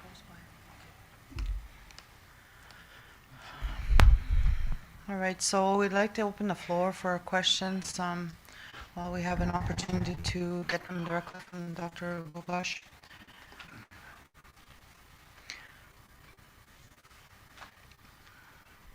The whole thing about weight came from many, many years ago. I should explain myself. So when I was a young lady, I took modeling, and they said, well, you actually look fatter when you're on TV. So many of the models that you see that look good, they're probably a lot thinner. And when I watched him many times on CBC, you know, through the pandemic, and I wasn't saying he was fat. But, yeah. Sounds like So my anyway. mom. I'm at that age to be your mom. So anyway, Come to Toronto. Oh, yeah. you look a little thin. Mom, I haven't changed in 10 years. It's a motherly thing, I guess. So the floor is open.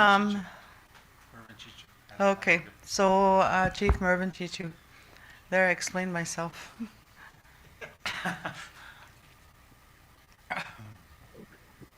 Hi, you Yeah, we can hear you. okay? I'll just put on my video.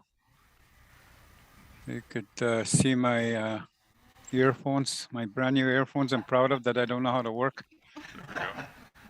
But doctor, I actually had to step out and missed. I just caught the last minute of your talk, and you might have mentioned some of these things, but I do need that information. We had our pandemic meeting here at Moose Factory yesterday afternoon, and they did ask me to ask a few questions if this topic came up at the NAN or Mushkego level, or even the Ontario Regional Chiefs level. So now that you're here, I'm glad. I just want to say hello and thank you for being here. We, I guess the question I have first of all is it the Pfizer that is going to be given to the children? Yes. Hi, Chief Chichu. I was in your community not too long ago, a couple of months ago, and wonderful, beautiful place. I know exactly where you are, and I can picture it. So, yes, it is.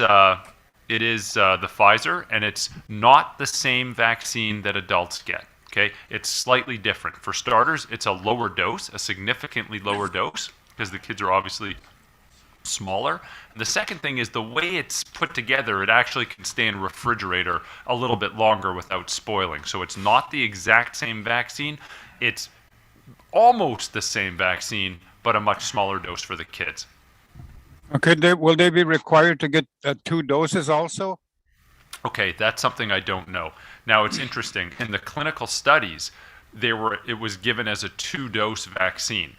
We haven't yet heard from the Federal Vaccine Expert Council, NACI, on how they want to give this vaccine to children. We will certainly hear from them probably in the coming weeks, obviously well before the vaccine program is rolled out. I think it's fair to acknowledge that some people are concerned about 2 doses versus 1 dose, because in the older groups that are age 12 to 30, there was evidence of inflammation of the heart, also known as myocarditis, predominantly in men, predominantly after the 2nd dose, and with these mRNA vaccines. We always, whenever we talk about this, we have to put it into the appropriate context. Yes, that certainly did occur and can occur, but, and there's a huge but, it's most of those cases were mild or self-resolved very, very quickly. And the other important point is, we're talking about the vaccine. The virus itself can cause myocarditis, inflammation of the heart, plus the virus itself can cause many, many other medical problems, both acute and chronic, and that has to be factored in as well. This is a very transmissible infection. We know, I mean, I remember not too long ago, the reason I was in your part of your part of Ontario was there was the big outbreak in Saskatchewan, and I was there to, you know, help support the response. And so we know this is such a contagious infection. The vaccine has tremendous benefit in preventing kids from getting this infection and preventing them from getting very, very sick from this infection. So yes, smaller dose. 1 dose may be given or 2 doses may be given. We're not entirely sure. Pardon the long-winded response, but the details are important.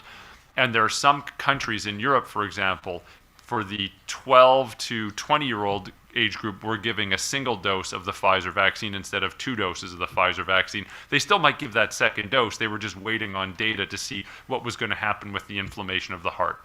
Short story, shorter. We're not sure if the NACI will recommend 1 or 2 doses. If they do recommend 2 doses, I wouldn't be surprised if they space them out farther than 3 weeks. That's my speculation right now. And they'll likely monitor for inflammation of the heart very, very carefully. Has a final approval been given to the yet, and when do we expect that to happen? Probably before Christmas. I wouldn't be surprised if final approval happens before the end of the calendar year and if the vaccines start to roll out before the end of the calendar year. Many places in Ontario are already starting to plan how they're going to administer these vaccines. Through schools, through community centers, they're already starting their outreach because it's anticipated that this is going to happen sooner rather than later. And when Health Canada approves it, I don't think it's an if, I think it's a when Health Canada approves it, we will probably have access to those vaccines rather quickly, and we'll start to see programs rolling out. So whatever you need to do to prepare for this, it's time now to prepare for this, including conversations with the community, talking about the benefits, always transparency is key, talking about the small but real risks, which are small, but you can't ignore it. You have to have open conversations about it. But I think now is the time to start to prepare for this, because this is probably coming through the pipeline sooner rather than later. And anyone on the call, if you need support, if you have any questions about this that your communities are asking you, I'm always available to help answer any of these questions so that you can address the communities you work with. Okay, I just one final question. How much? Like when we first got the rollout back then, there was limited amount of vaccines. Is that going to be the case, or is there going to be a whole bunch? Will everybody be able to get it at the same time, or is there going to be a rollout like that happened where priority was given to some of the 33 northern communities and a remote immunity remote rollout kind of thing? What should we expect? Well, I can only go by what we've heard from senior federal leadership, including the former procurement minister, Anita Anand. It sounds like they have purchased enough vaccine such that every child age 5 to 11 will have at least a first dose. So it sounds like there's plenty of vaccine that's coming. And it doesn't sound like we'll have shortages. Now, as we all know, what is said and what is done can sometimes be very different, but I would be I think we should be ready to roll these out en masse, because I think they're coming, and I don't think there will be an issue of scarcity as we saw with the initial rollout. Yeah, just one last invitation to you, Doctor. Would you be able to attend our next pandemic meeting next Wednesday at 1:15 if we were to send you an invite? I would be honored and delighted to. Please send me an email, and I'll happily be there. As many people on the call are aware, I've attended many of these meetings, and I just sit and answer questions and listen. I'm happy to do that and happy to help. Also, I've been in touch with the medical lead of your hospital, and will likely be coming up to help with infectious diseases consults later in the year. Okay, yeah, expect an email in the next day or so from me. Be well. Yeah, thank you.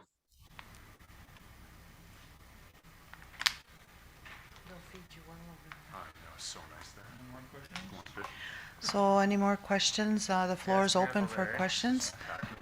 I just told him that they're going to feed him lots when he gets there. Oh, here we go. Okay, Chief Brennan. Good morning.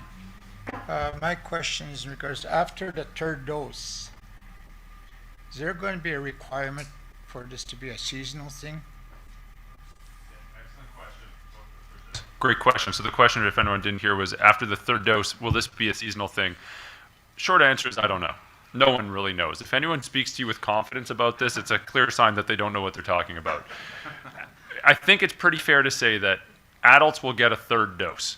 And most of the people that are listening now received their second dose months and months and months ago. And it's time for a third dose, and it's time for a third dose now. Most people who are listening here have had their second dose probably, in March or April? May, June, July, August, September. So many people are 6 months after their second dose, which means you're probably due for a third dose. So, I wouldn't delay getting that third dose when they start to roll out. We're ready for them, for people who received their second dose about 6 months ago. I don't think that after the third dose is received that this will. Here's pure speculation. I don't think we're going to need this once a year like the flu shot. I don't. I think, I could be wrong, but my guess is that maybe fast forward 2-3 years, maybe we all get a booster then, but that's just a guess. There's excellent data being collected in Canada and we'll let the data drive the policy. But so that's just a pure guess on my part.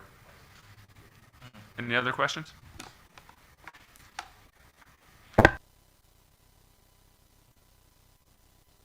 So we still have time to, for a couple more questions. Question from some of our Okay.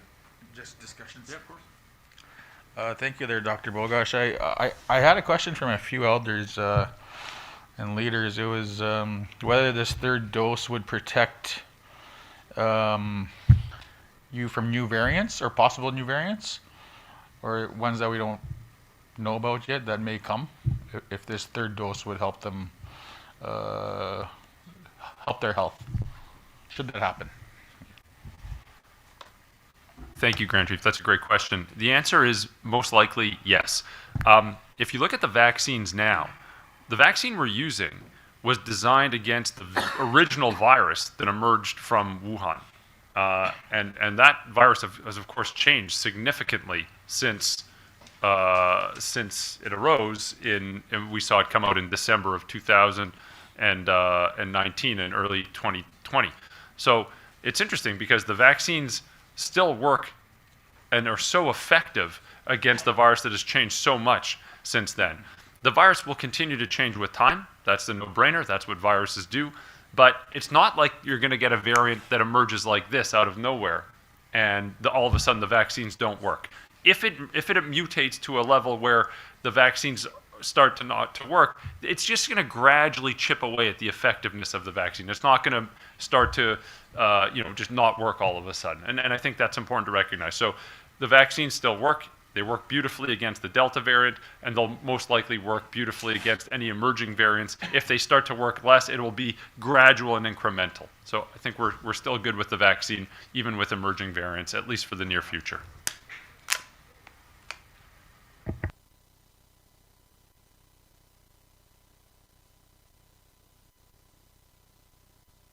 So the floor is still open for questions for Dr. Bogosh. Any questions on the COVID-19 vaccine? Question? Frank McKay. Okay. You're on there, Frank. We can hear you. Okay, thank you. I just got a question.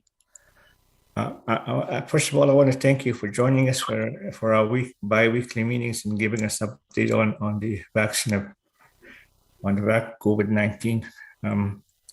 I think we appreciate your commitment and availability to talk to us in relation to this pandemic that we've been experiencing. But one of the things that concerns us is in our territory is the vaccine hesitancy, and it's where I know the vaccine is only right now our only line of defense against this virus, this various that we're experiencing right now. But even though we try to have persons go to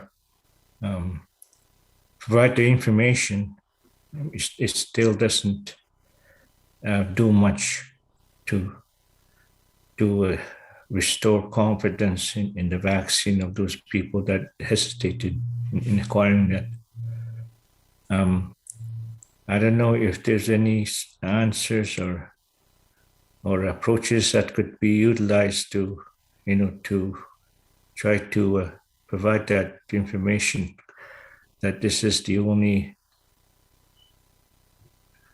approach that could be taken to address this vaccine. And the more unvaccinated people are, they are more exposed to the community and their families and their children.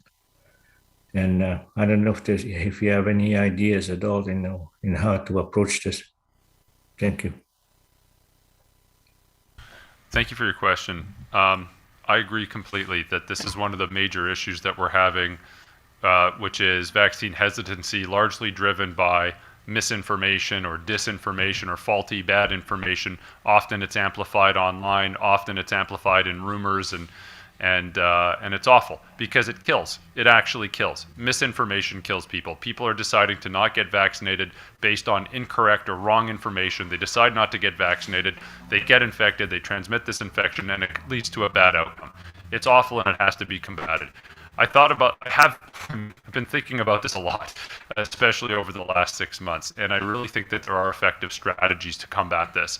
I think, relevant to you and the communities that everyone on this call serves, I think we have to do as much as we can to combat misinformation. How do you do this? You do this in a meaningful manner by providing the general public with high quality information, accurate, honest information, providing it from credible sources, from trusted sources in real time. And we have to flood the airwaves and flood social media and flood mainstream media and flood the conversations with accurate, honest communication. And again, it's got to be from trustworthy sources. Obviously, there's many community leaders who are here on this call. We know that many people in the community look up to you and look to you for guidance. And if you're armed with credible, good information, you can lead the charge. And I think, not just you, but also other leaders within the community would be, in a position where they could lead the conversation and help to navigate this. When people have beliefs that don't necessarily align with science, reason, or logic, sometimes we're quick to point fingers. Sometimes we're quick to shame and blame people. And I just don't think that that's the right approach. I think the right approach is to listen, to take an empathetic approach, to hear what their concerns are, to hear what they feel, listen to how they feel, understand where they're coming from, and then in a respectful manner, but still in an honest and truthful manner, point them in the right direction. And that's the key point here. So I know I sound like a broken record. If anyone on the call has any issues with this, or there's rumors or bad information that's circulating in the communities that you serve, and you need a hand figuring out how to navigate this or trying to get some good data or helpful points to combat that, I'm always available and I'm always happy to help. But I think we need to do that full court press to really combat this misinformation, these rumors, because we know what happens. People choose not to get vaccinated, people get sick, people transmit it in the community, and it's all preventable. Great question.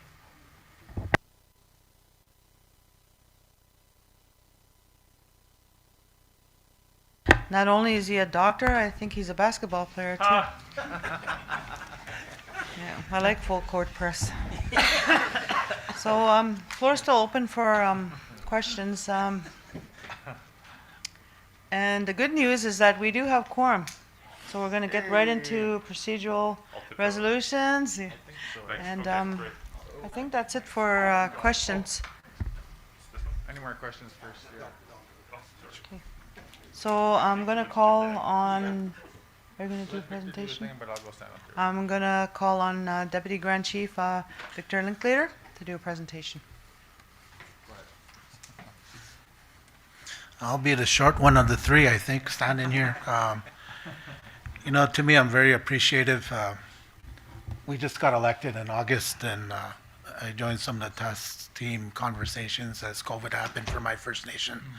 And I was really impressed the way Nan was able to gather up the allies and some of our champions to speak on the pandemic and some of the stuff. And, even your conversation here today, you are truly one of our allies and one of our friends, and we appreciate it. I mean, you heard that from the chiefs that are talking. I know you've been in our territory, and I was joking around with the staff yesterday. I said, CNN has Sanjay, and CBC in Canada's got Isaac, and Isaac is very present here for the Nan communities, and we're really appreciative that he took the time to come and speak with us this morning. So we do have a small gift that myself and Grand Chief will present to him. And the paparazzi's coming, so we'll have to... Paparazzi's so embarrassed. Yeah. I came right from the plane. I didn't even change. I'm so embarrassed. But one of the things about our people is we only tease people that we like, so there you go. Yeah. Thank you so much. Yeah, It's very kind of you. Thank you so much. Yeah. Thank you. Sure. Okay. What do I do? You just stand there and look pretty, that's all. Oh, that's going to be hard. There you go. Thanks.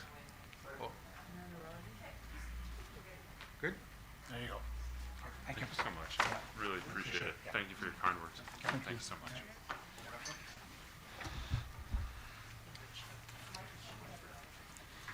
Well, that was really good. The Nan paparazzi. That's a really good one. All right, so I'm going to call up my co-chair, and we're going to get right into the procedural resolutions and get into the Indian residential school resolution before lunch. Thank you, Connie, and thanks again, Dr. Bokash, for a presentation. Miigwech. So we've got some procedural resolutions that we would like to go through. We do have quorum. Resolution 2108 is on your screen. It's the adoption of the rules and procedures for the 2021 Nan Chief Special Assembly. I just went through a very quick summary this morning. It's the same rules of procedure that we've been using at the Nan assemblies for some time now. It incorporates and allows for the virtual assemblies. So I'm going to need a mover and a seconder, but it reads, it's Resolution 2108. Be it resolved that the rules and procedures are adopted for the purposes of the Nishnawbe Aski Nation 2021 Chief Special Assembly, October 28, 2021. Dated at Thunder Bay, Ontario, this 28th day of October 2021. Can I have a mover, please? Chiefs, can I have a mover? Just unmute and speak up. Can I have a mover, please? I'll move. Chief Sinawap is in the room. Thank you very much. Chief Brennan Sinawap is in the room. Can I have a seconder, please? I'm looking. Chief Robert will second. Sorry, say that again. Chief Robert will second. Thank you very much, Chief Robert. We're just finalizing, making sure it's up on the screen. Seconded by Chief Robert Nakoji. Second.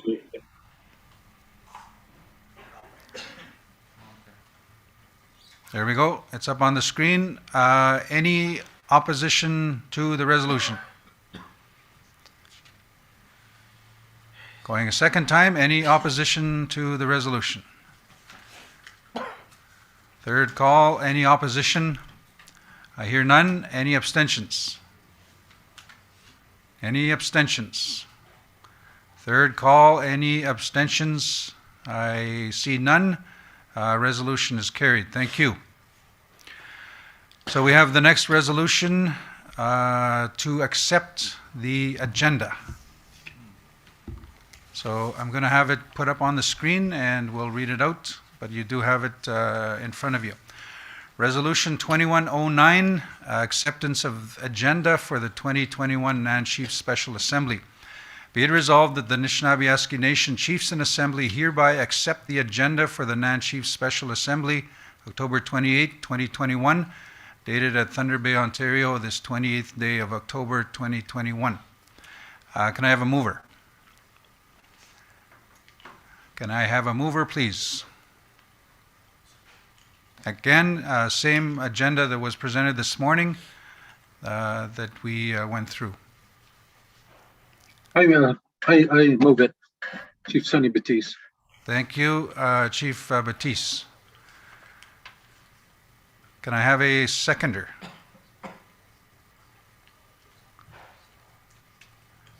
Just unmute, or if you're on the phone, unmute is *6 if you'd like to second the resolution to accept the agenda. I second the motion, Chief Chichu. Thank you very much, Chief Chichu. I'll just get that your name noted. And once we have that on the screen, there we go. Any opposition? Second call, any opposition? Third and final call, any opposition? I hear none. Any abstentions? Second call, any abstentions? And final call, any abstentions? I see none, hear none. So resolution is carried. Thank you, Chiefs. So we've got the residential school resolution, and I'm going to ask Connie to come and finish with the that topic, and we'll have that resolution. I get to do the easy one. He gives me the hard one. But he did promise that he would bail me out if I get into trouble, since he's the lawyer of the two. Okay, so resolution, I think this will be 2103. So the whereas, you can read on your own. It sets the preamble to the context of the resolution. So we'll now get into the first, therefore be it resolved, which is on the second page. And there was a great deal of discussion on this topic. So therefore be it resolved, the chiefs recognize and support a self-determining, survivor-led advisory committee, the Survivors and Family Empowerment Safe Council, with the following guiding principles: empowerment, accountability, respect and restitution, justice, recovery, healing and reconciliation, education and history, spirituality and holistic approach, and jurisdiction. Further, be it resolved that the NAN Chiefs in Assembly mandate the NAN Executive Council to seek funding that is multi-year to support the SAFE Council and to develop and enable an Indian residential school response strategy under the Council's guidance that centers on survivors and their families in a coordinated effort to readdress the legacy of residential schools and advance the process of restorative healing within Nishnawbe Aski Nation. Further, be it resolved that the name of the SAFE Council is likely to change to a more suitable name that is in our language and reflects our culture. Further, be it resolved that the work consider the needs of all members of Nishnawbe Aski Nation, which includes both those living on reserve and approximately 60% of NAN citizens who are living off reserve. Further, be it resolved that the funding should be ongoing and not tied to any specific dates or funding terms, as all survivors may be on different timelines and at different points on their healing journeys. The adverse impacts of these schools continue to affect both direct survivors and all their descendants, and the purpose of healing and resurgence across Nishnawbe Aski Nation will last for at least 7 generations. Further, be it resolved that the funding include all resources required to develop a strategy supporting restorative healing within Nishnawbe Aski Nation and the implementation of the TRC calls to action in NAN territory, including SAFE Council supports the cost of travel, gathering, startup, and administration associated communication activities, and the necessary technical staff to meet and administration. Technical staff to meet survivor and community identified needs, which may involve analyzing research and policy, conducting engagement activities, coordinating with ongoing and emerging work, and integrating that work and governance elements into NAN strategy.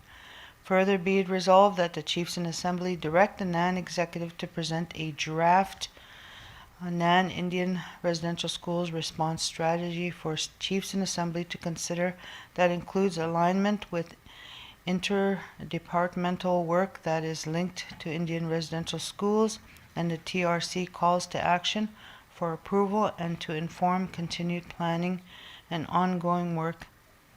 And finally, be it resolved that the implementation of this resolution shall be without prejudice to existing and future projects or initiatives at First Nations and Tribal Council levels related to Indian residential schools, as well as the NAN IRS Resolution Health Support Program, dated this 28th day of October. I will need a mover for this resolution. I will need a mover.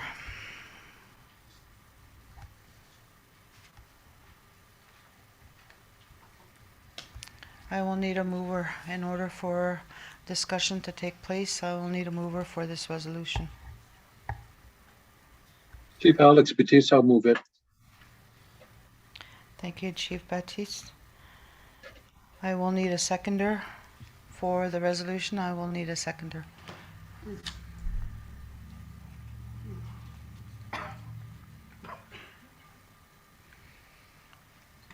seconder, discussion.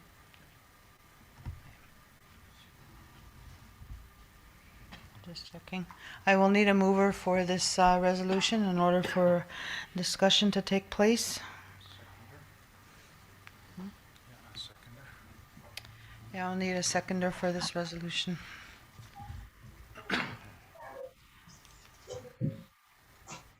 I'll second it. Proxy Frank McKay, Thank you, Proxy Frank McKay.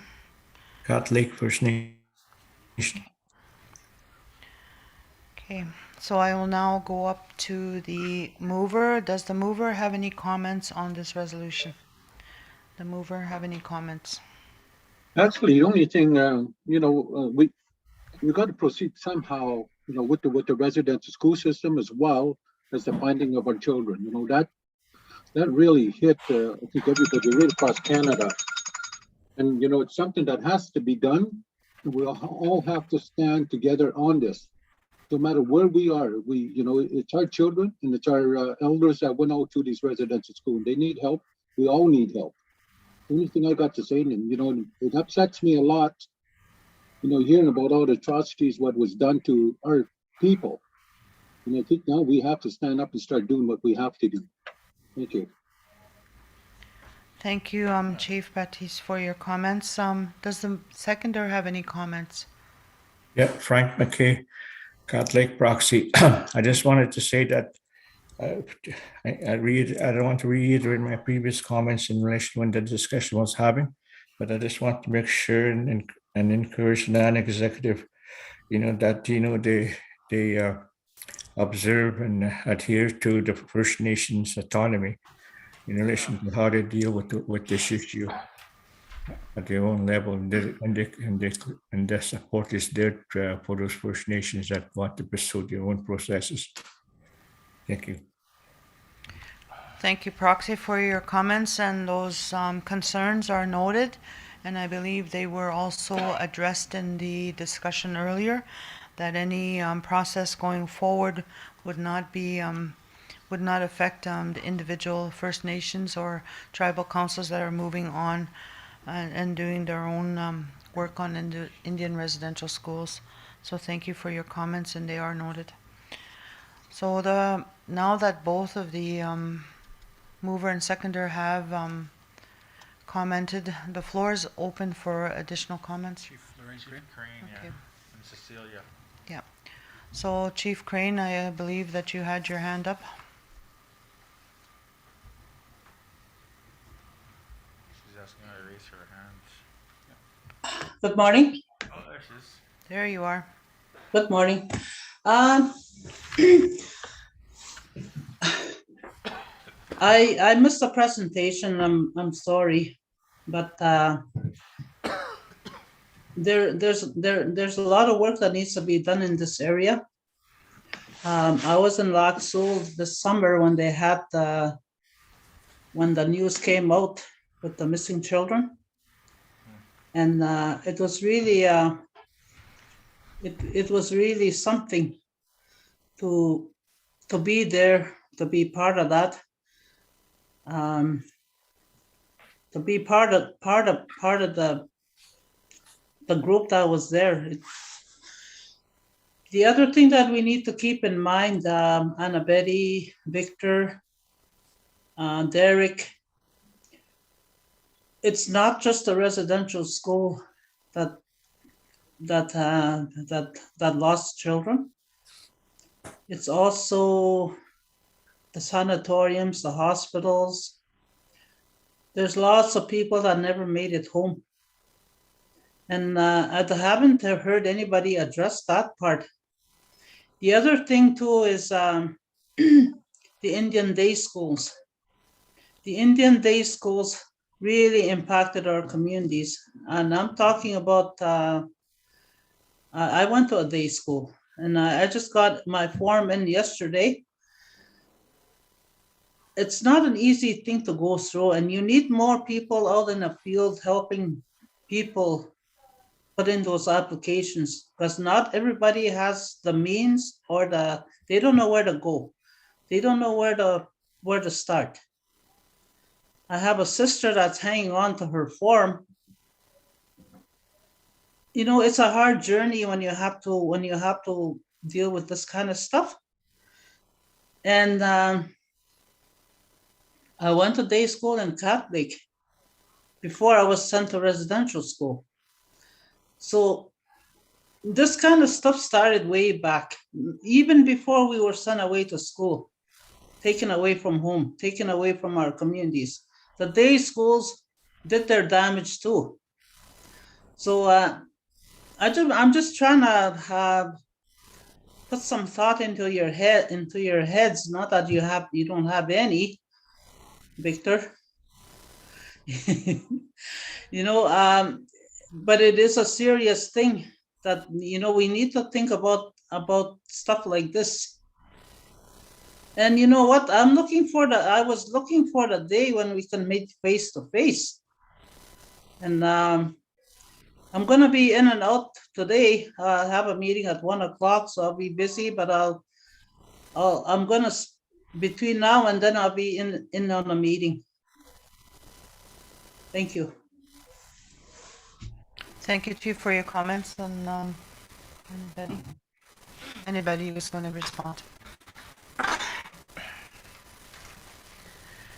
Miigwech, Chief Crane, for your question and your comments.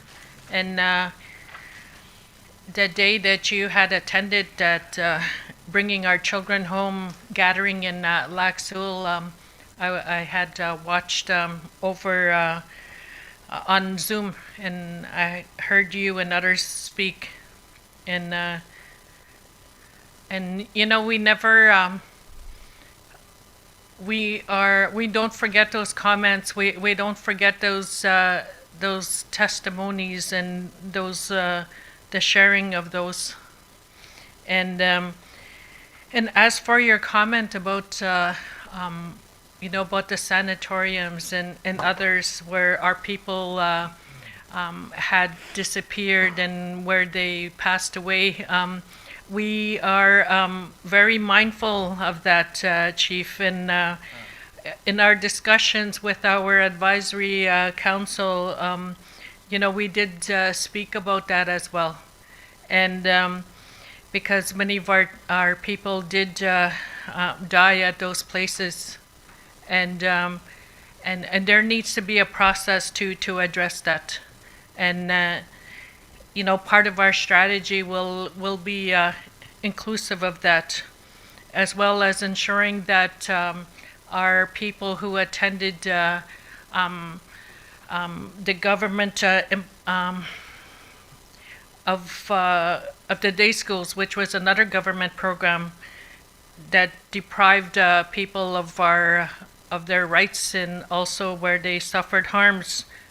That will be part of the strategies as well. And this process will support community initiatives, and it will be a technical unit, and we will ensure that we have those resources there to be able to work with our communities that do want to develop those initiatives and those strategies.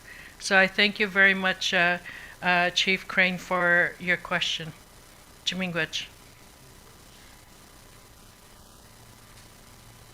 We got Deputy Grand Chief for your comments. So the floor is open for. Okay, so the floor recognizes Chief Mervyn Chichu. I'm going to recommend that the last finally be it resolved include a phrase, if the mover and seconder are okay with it, that this resolution will not interfere with individuals' First Nations access to funding. That's what I would like to see in there. Yeah. Okay, so the resolutions committee will make those amendments. And And then we'll go back to the mover and seconder once those changes are made.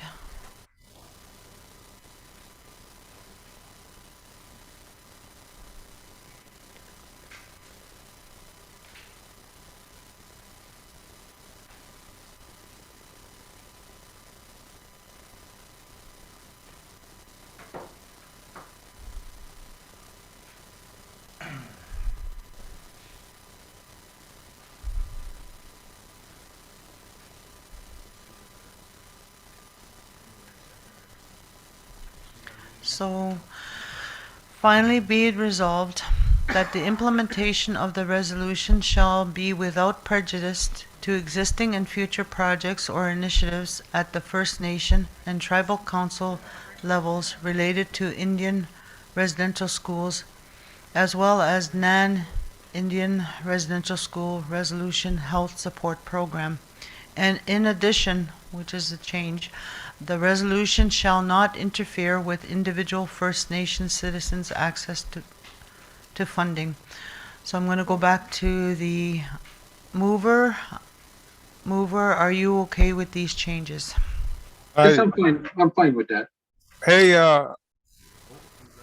Chair, I would prefer First Nations, not so much citizens, but the First Nations community or First Nations, I'd sooner not so much an individual, but as the First Nation as a whole.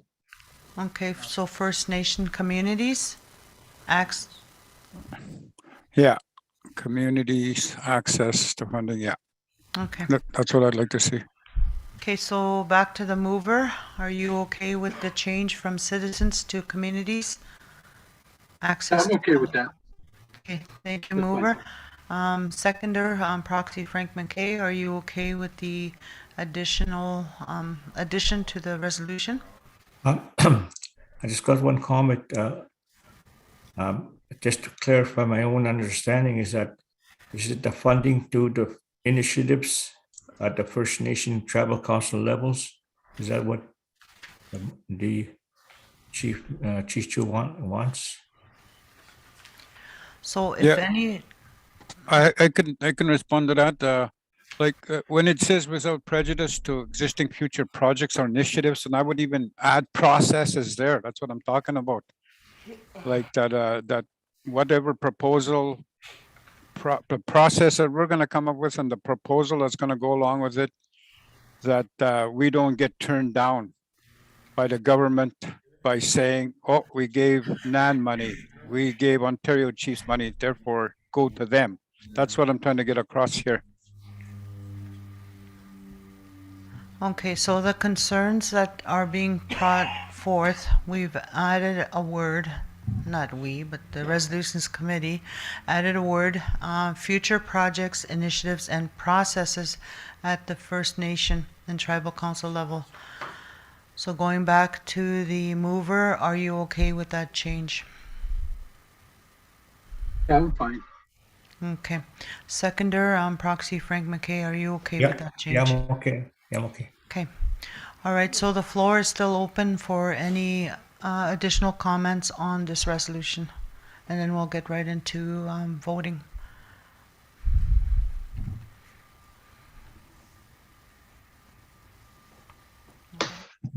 It's Chief Robert here. Okay, Chief Robert. Just looking at it, it's just that what Chief Mervin's saying in regards to us being tossed to NAN and say, hey, we have to get the funds from you. Can that be worded in some way, somehow? It's just basically saying, directing Canada and making sure that they don't do that to any First Nation that comes with their own proposal?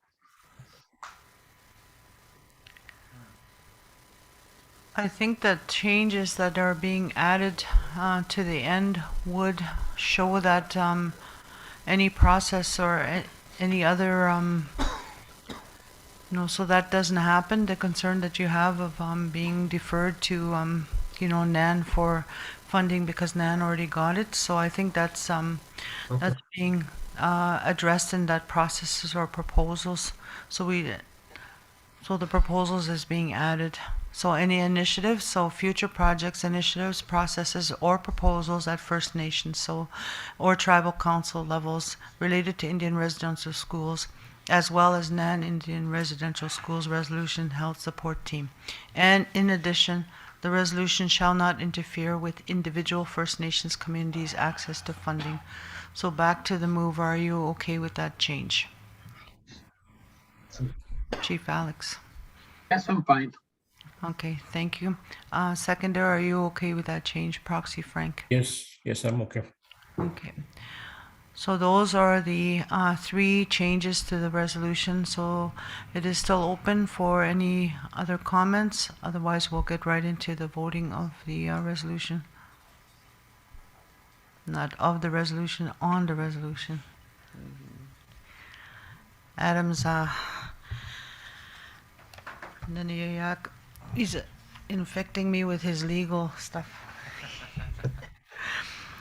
Since we're kind of like on a health kind of topic. All right. Question. Chief Robert here. It's not related to the resolution, but I really want to thank Chief Crane for making those comments, because I know elders always bring up other atrocities that our community members have faced in the past. That's even including MNR, how they treated our people. Even they should be included too, somewhere down the road. Yeah. So I just want to acknowledge her, and then it reminded me of what my elder told me. There's some stuff that are being missed during this time. It's just not residential school, but other things our people have faced that are, when they call them, and if you translate it, beaver boss, I'm a skugama, and they before in the past they used to carry around guns, and I guess strike fear in their people, and how they treated them with fur and stuff like that. And there's evidence of fur press and Moose Creek First Nation. So it's just that some way down the road we would need to discuss that. Mingasha Bonita, Chief Crane. Thank you. Thank you, Chief Robert. Hi, I can't put up my hand here, so can you hear me? Yes, I can hear you. Okay, I have a problem with I couldn't find the hand that you put up on the screen there. Anyway, so I went to unmute myself, and this Deputy Grand Chief Rebecca Friday. Okay. Hi. Hello. Hi, I just want to bring out what Chief Crane has spoken about, the sanatoriums, and this might be another initiative that can be brought forward as to the experimental of our First Nation people in the hospitals as well. And also in the hospitals, the patients that were there for a long period of time were sexually abused as well. So we have to look at that angle too as well. If we're going to be challenging everything that comes with the Indian residential school, the creation of it. So again, and when Chief Merp talked about the government, I think we need to put some strong wordings on the government not implementing, or making their process. If we're gonna get proposals in, they have to be equal to every communities, because these schools are from my side of the territory and your side of the territory. So the process is maybe, what the government, what the government is doing to those processes, or, the proposals that are being sent to them, so they don't interfere with the autonomy of the communities. So maybe a strong word in the process of the government leading now, the funds to each communities, that they are directed to each community, something like that. Like, I'd like to see that in here too as well, because I'm a strong advocate on, the government, not divide and conquer to each First Nation on the creation of those residential schools. They created themselves. We did not create these. Be mindful of that. So the processes, the government is doing to the PTOs, especially, that we need to see that process different to the non-PTOs of Mushkegowuk. So, keep that in mind and be strong and adamant saying that in these proposals that are going to be coming to the government to help each autonomy of our nation. So thank you with that, English. Can you put a Okay, strong word in there? so I'm gonna go back to why we have rules and procedures. If you go to conduct of participants, in order to make any changes to a resolution that's on the floor, you have to be recognized as an official delegate. Is my chief on there?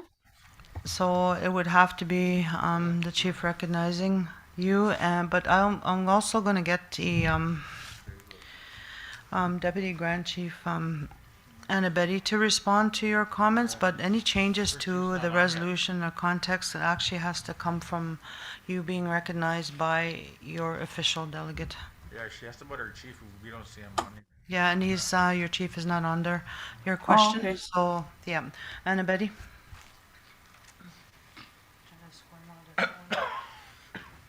Miigwech, Deputy Grand Chief Rebecca. To respond to your concern, as part of the strategy, like as we continue to move forward on that,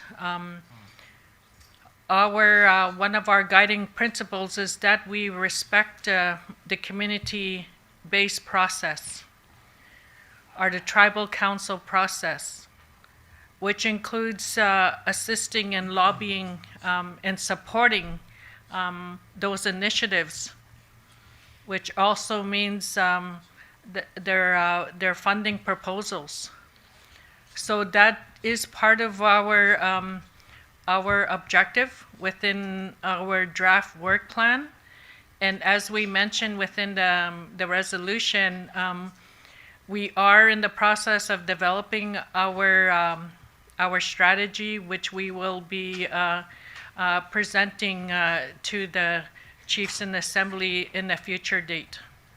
So I hope that answers your question, your concern, Deputy Grand Chief. Are you okay now?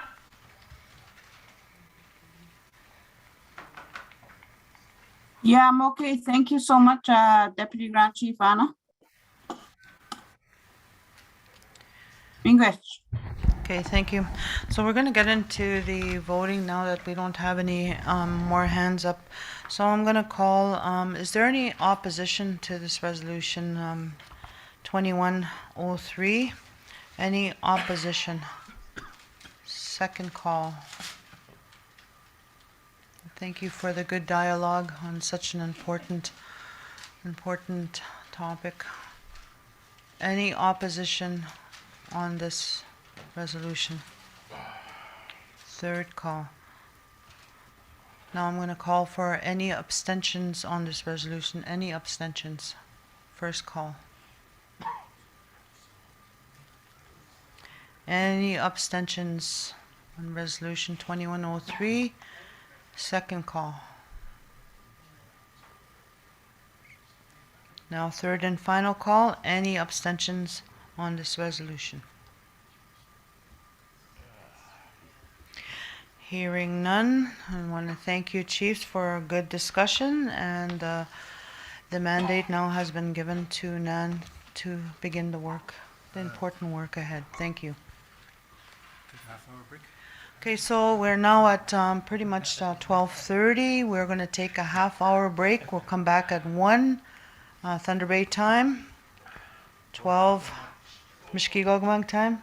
It has to be Mushkegowuk. Okay, half an hour break, and then we're going to get right into the drug strategy crisis. Chief Wesley wanted presented. See you in half an hour.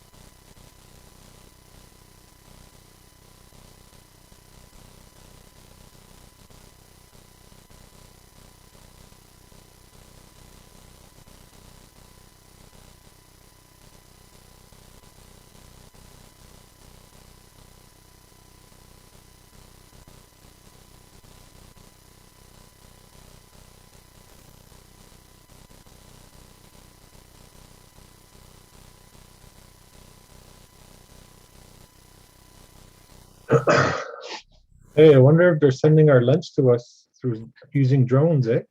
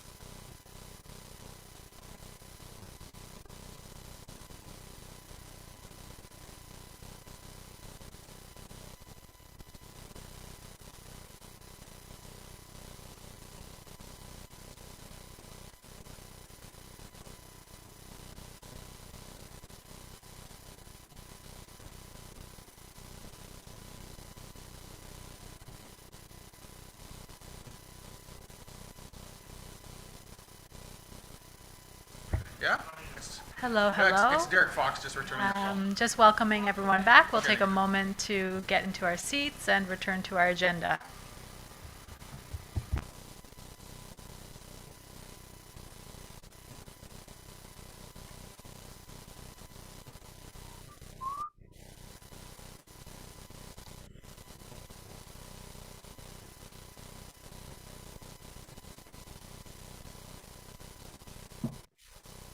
Unmute. Say hello. Hello. What's it? How are you? Good. Can you see my pretty face? Yeah.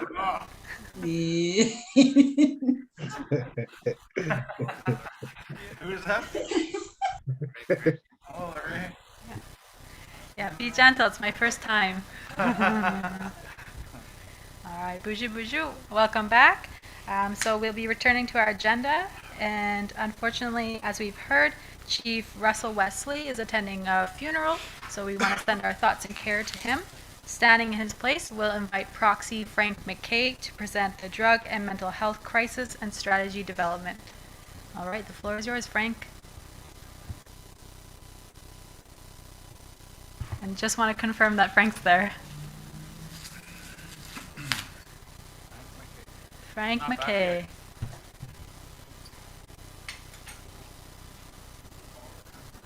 I think he's still on lunch. We're starting on time here. Okay, we'll give him a call. So what's everyone enjoying for lunch? Lots of soup, sandwiches? I'm still waiting for my food to get delivered by drone there, Grand Chief. Oh yeah, the drone's supposed to arrive soon. Okay. So. Where's my moose meat? Yeah, it's a drone carrying a big moose. You'll see it. Where's my moose meat? I'll look to the young men around me. All right, is he on his way? 2 minutes. 2 minutes for Frank McKay. Where's my moose meat? For the third time. I'm in trouble. Yeah, Adam says he's in trouble. Grand Chief. You gotta assist Chief Crane with moose meat there. Yeah, I do. Okay, I'll get serious now. I'm just bugging you. Third year coming. Huh? Third year coming. Third year coming.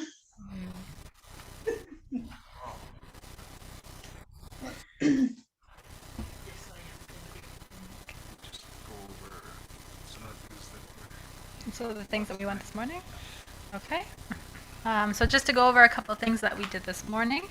At 9:30, we had a drum and an opening prayer with Elder Barney and Tushan. I'd like to say thank you to them. We had opening remarks from Grand Chief Derek Fox. Then we talked about the COVID-19 task update with Dr. Isaac Bugash and May Kate. Afterwards, we had Deputy Grand Chief Anna Betty talk about the Indian residential school resolution that we brought forth. And we had an honor song from Tushan once more. Then we had a lovely lunch, and moose was served to all. And we are waiting for Frank McKay.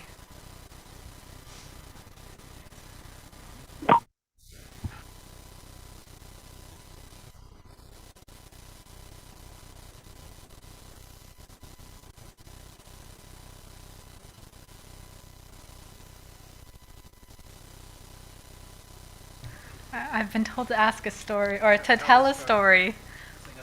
Sing a song.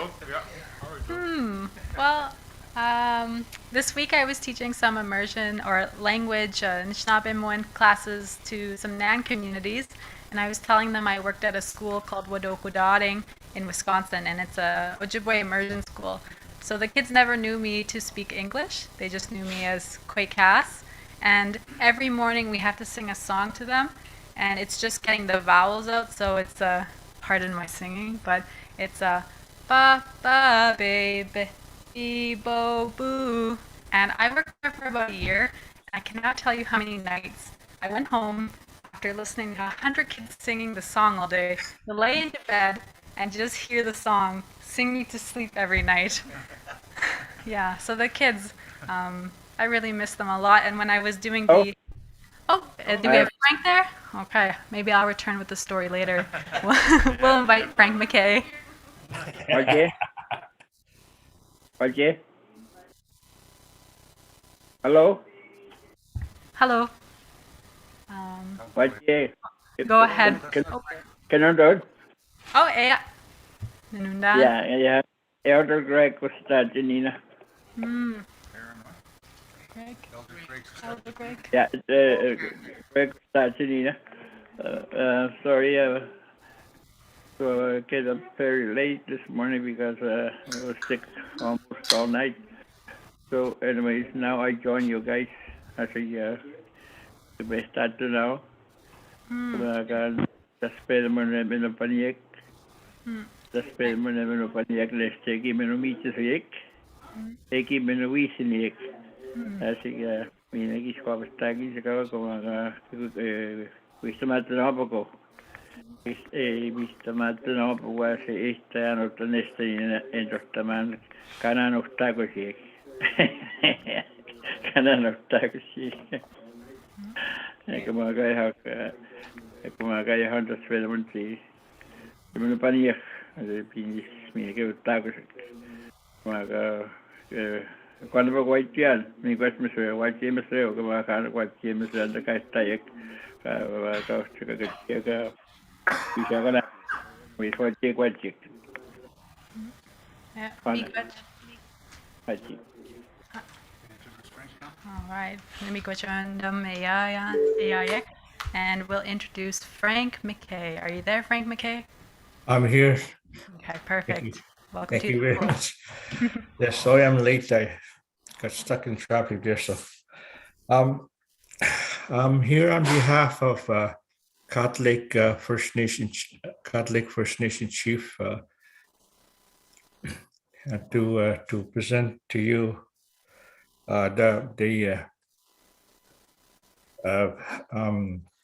the issues and concerns that they have in relation to the drug abuse and alcohol abuse issues at the community level.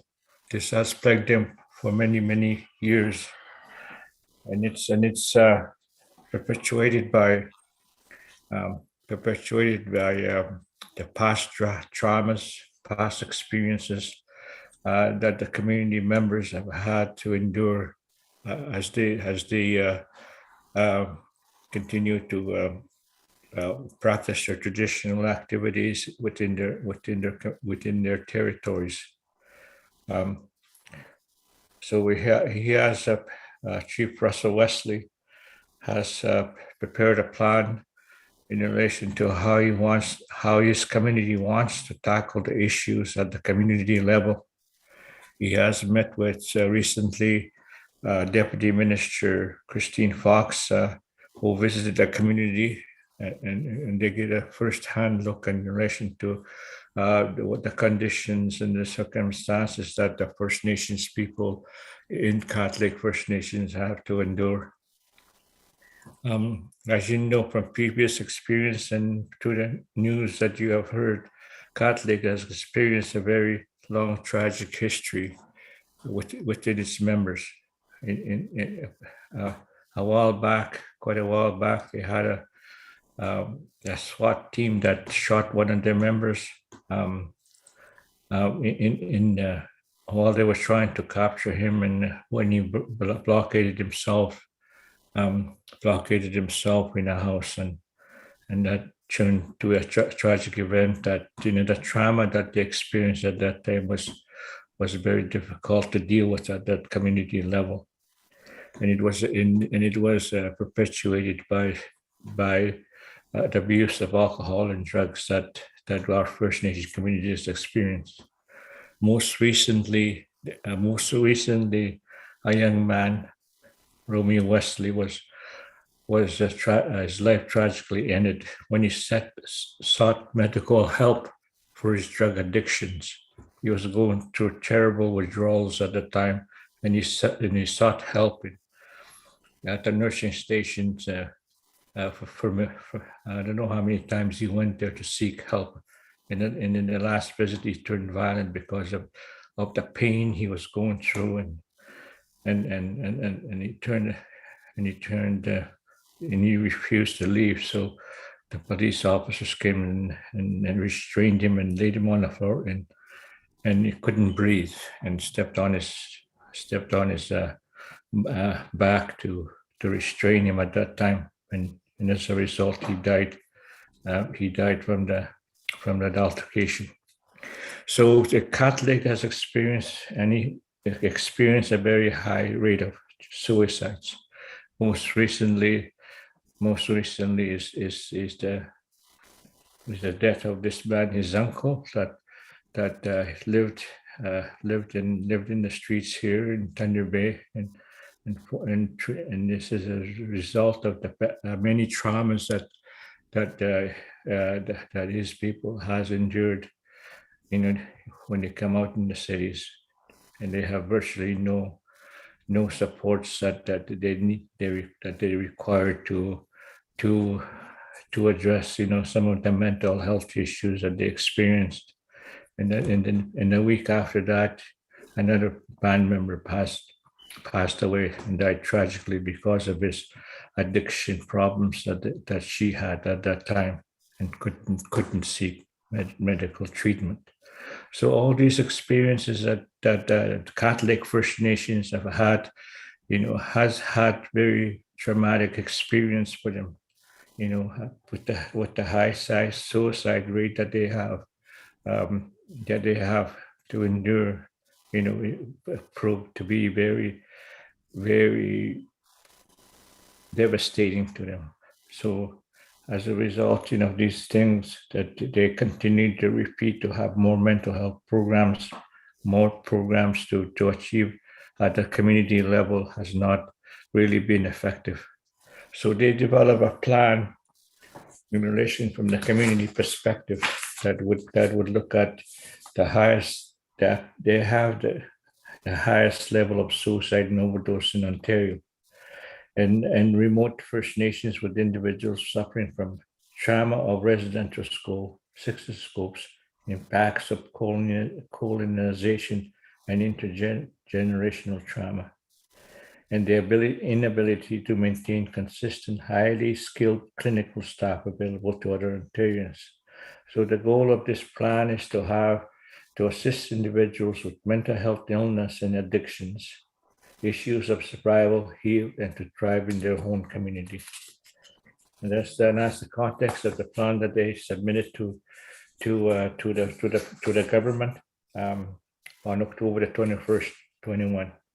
And to give you a brief overview, what the plan entails is that, first of all, the program elements. It's a land-based treatment program.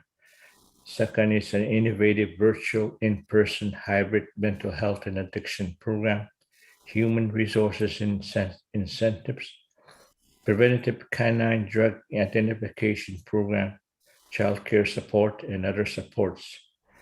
So those are the ones that they identified as priority areas that they could implement at the community level to address to high drug crisis incidents.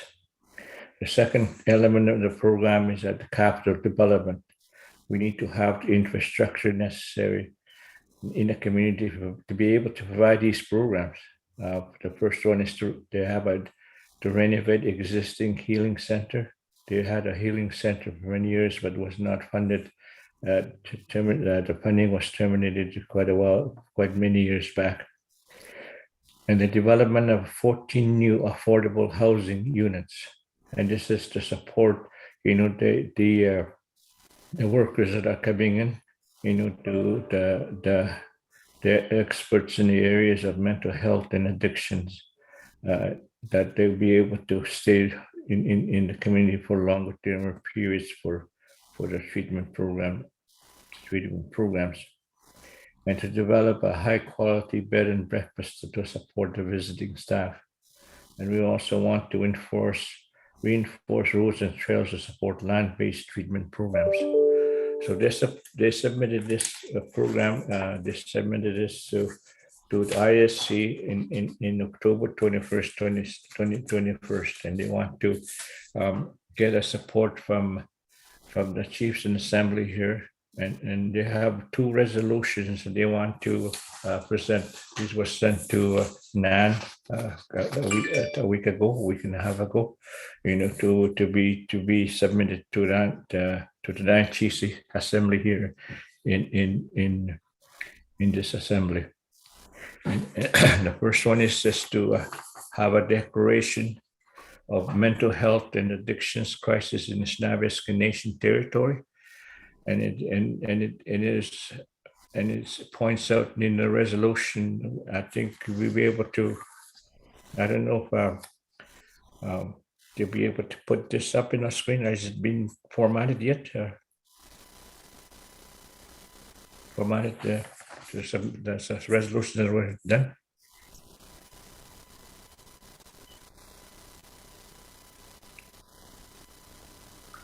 Yeah, yeah, that's that. So that's the resolution that they want, that they are presenting, that chief is presenting. It's the Declaration of Mental Health and Addiction Crisis in NAN territory. And it just points out that, we have passed numerous multiple resolution mental health and addictions in Nishnawbe Aski Nation territory, including Resolution 16059, so NAN crisis response and need for comprehensive mental health and addiction funding.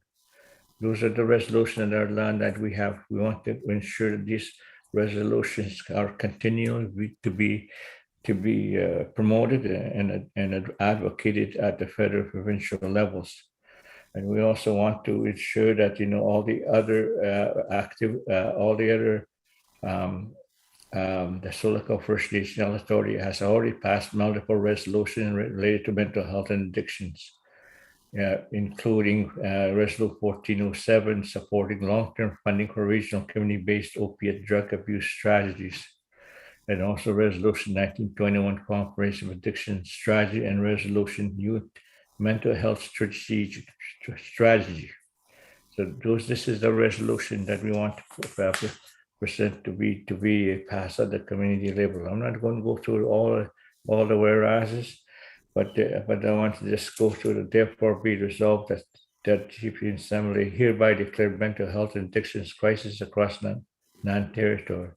Be it further resolved that the Chiefs in Assembly direct NAN to call on urgent mental health and addictions summit to demand immediate action, hold both levels of government accountable for the mental health and wellness of NAN's citizens. And we also want the NAN chiefs to direct the Chiefs in Assembly, direct NAN health authorities, hospitals, and other agencies to collaborate on the mental health and addictions reviews that are underway to give a comprehensive report to the Chiefs in Assembly. And that be it further resolved that the Chiefs in Assembly observed inadequate response from Ontario and Canada as they continue to respond to crisis rather than support communities and community-led approaches based on the unique needs of each community. We finally resolved that the Chiefs in Assembly demand immediate action by both levels of government to make adequate investments to meaningful support communities to rebuild their community-based systems to achieve healthy and safe communities where children, youth, and families can thrive. And that's the first resolution that they would like to table for support to continue to promote, the issue, mental health and drug addictions and the suicides that we experience at the community level. The second resolution, if you can pull that up too, also.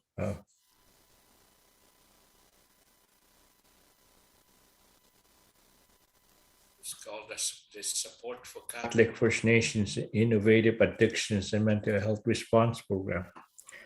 And that's a proposal that was submitted to ISC on October the 21st.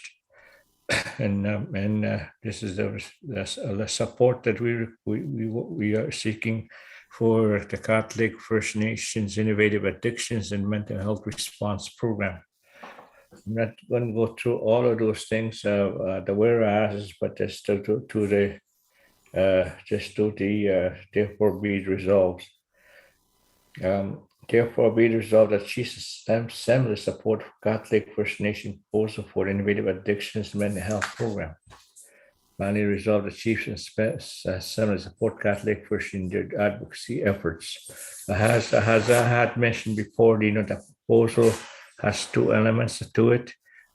Two elements of the proposal, and that's to develop the infrastructure necessary to support the program, and also the programs that are going to be developed and implemented by the community, to address the drug and alcohol needs. This is a community-based program, community-led program. That's proposed by Catholic here. And I think we need to we seek the support of the United Chiefs Assembly in this project, this important project. I know our First Nations continue to experience a lot of problems in drug addictions and alcohol abuse, and also alcohol abuse in the communities. And these issues are perpetuated for many years of difficult, tragic circumstances that we have experienced in our years, and we all know that. But we need to be able to take steps. It's a first step for Catholic to begin to do this, and then it's going to take a long-term process to be able to turn things around at our community level, to where our community members will thrive and to be healthy and safe in their communities. So, thank you for listening to me for this, for allowing Catholic First Nations to present this proposal and resolutions. Thank you. Miigwech, thank you, Frank. And now I'd like to ask if we can go through the resolution. The first one. All right, if we can bring it back to the first one.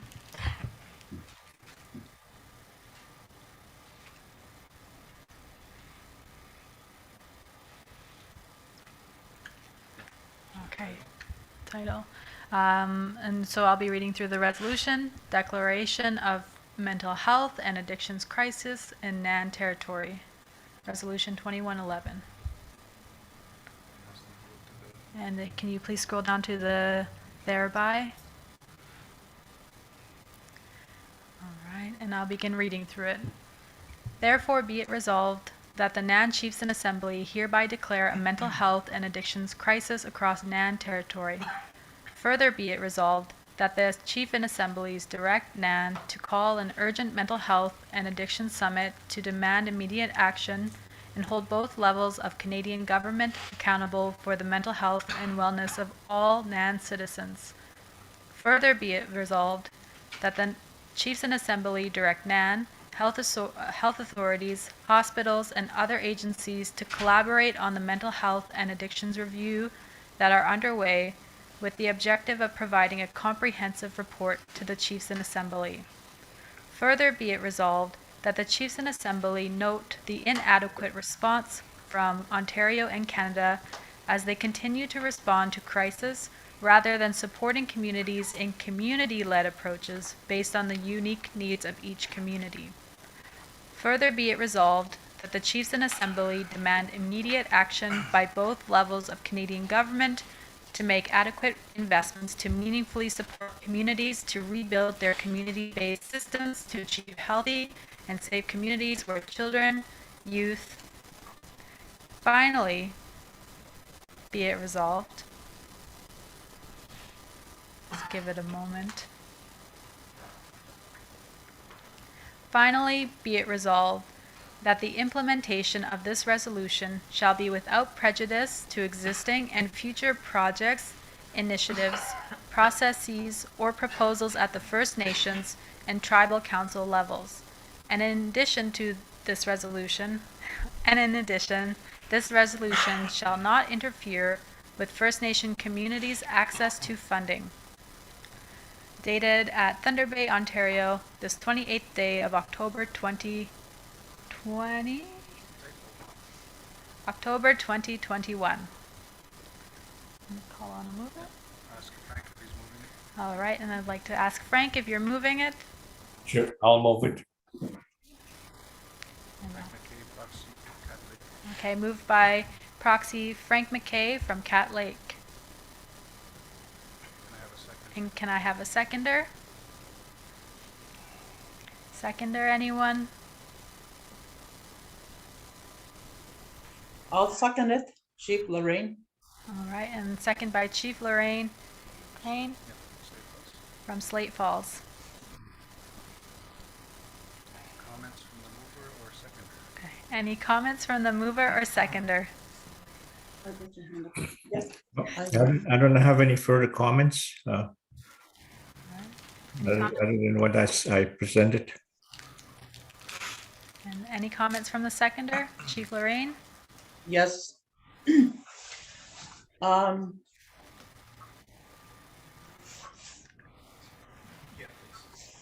I know that we have a crisis in our communities. It's been ongoing in the last year and a half. We've been in lockdown, but that didn't stop the many losses that we've had in our communities. Some of them were very traumatic. I don't think my fellow chiefs will mind if I, without saying names, I know that my neighbor to the north experienced losses and we were unable to be with them. We've experienced losses with few people coming to support us. And over to the south, in Mish, they've had losses. And some point we were able to go, but limited. So I fully support this resolution. I was sitting here and our community was with Kat in many of these past incidences that happened with the violence. We're there to support them on 2 occasions, but many others, but specifically the ones he mentions, we were there. Our committee went up to be with Cat Lake.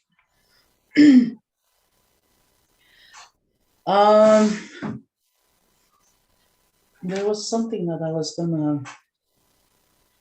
Okay, I think we have to do something. I don't know if anybody's in a panic. I am. We lost a young man. We lost a young man as well. Sorry.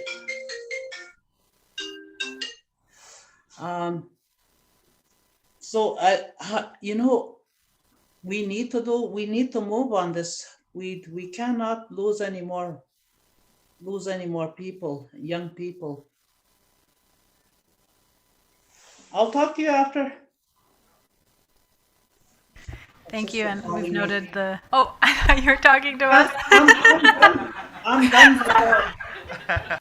I'm done, but I just wanted to know why I support this, because it's too many losses and too many times, and I think it is hitting all our communities. Yeah, I'll wait for the other stuff. I have a couple more things here that I wanted to bring out to the chiefs. Thank you. Miigwech, very important comments and noted them as well. There's a hand up. Just tell them to go ahead and speak. All right, we have a hand up. You're more than welcome to go ahead.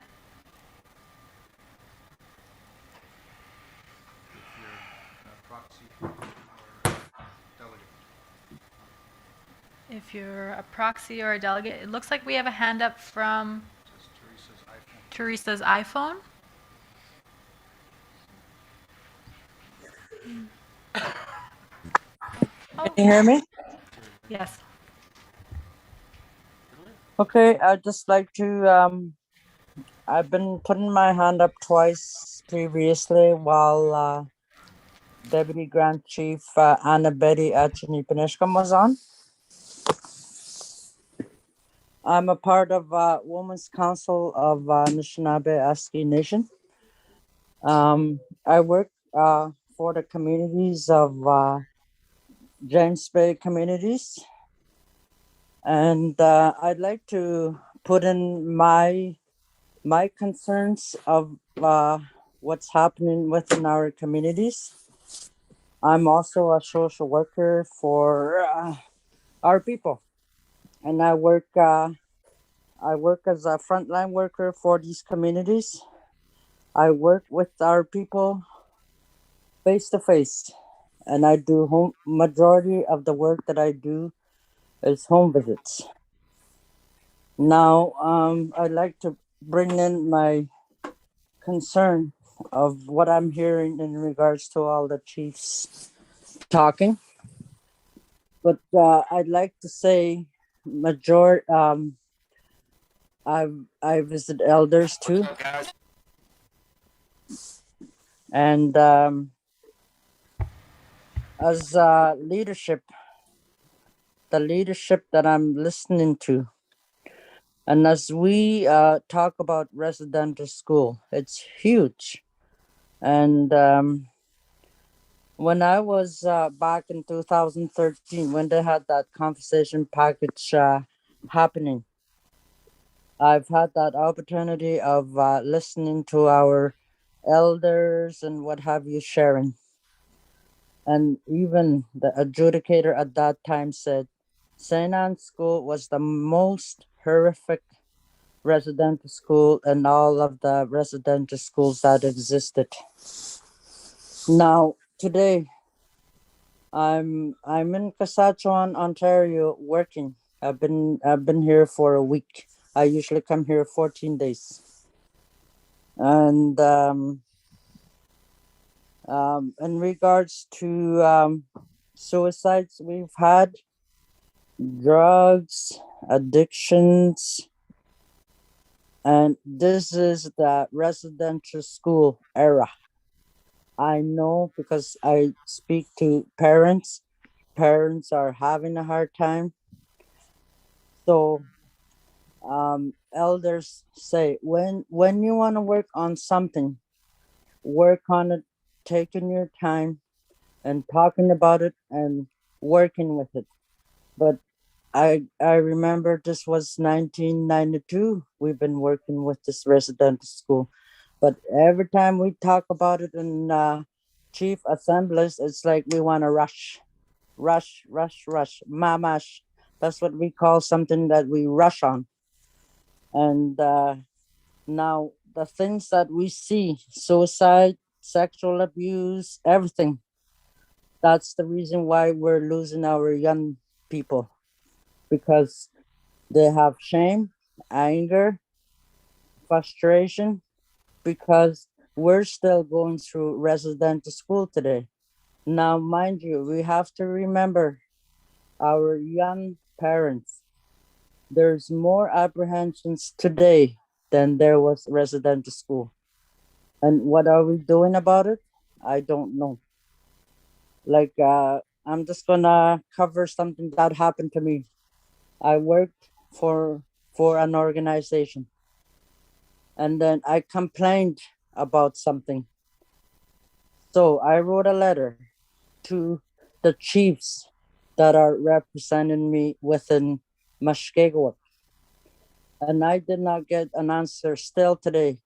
I'm a residential school survivor, and I had no answer still today.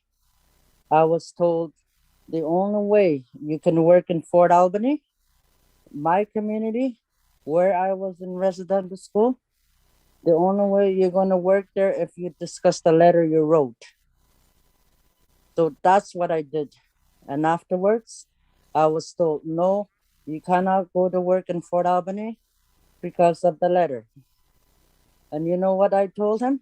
I said, you're more traumatizing me than ever. When I was in residential school, if I misbehaved, I was not allowed to go visit my parents on a Sunday. And that was only about every 2 weeks that we were allowed to visit. Now, what do we call that? That's lateral violence. I speak for myself, for me, for my people that are struggling today. We have nothing for our people everywhere, all the 49 communities, because we don't have, we have Waha that suspended the ones that were going out for counseling, and Timmins, the designated counselors for this residential school. Now we have also Mushkegowuk that are not supporting this traditional healing program. They're turning it into a Western way instead, where they're gonna sit in an office and they'll take 10 days before if they're requested. But again, that has been suspended to as of September 15th. And ever since the 215 findings, there hasn't been any kind of support, resources, help for the residential school survivors. I work with them and nothing. We have nothing for them today. Now we're talking here trying to help our survivors.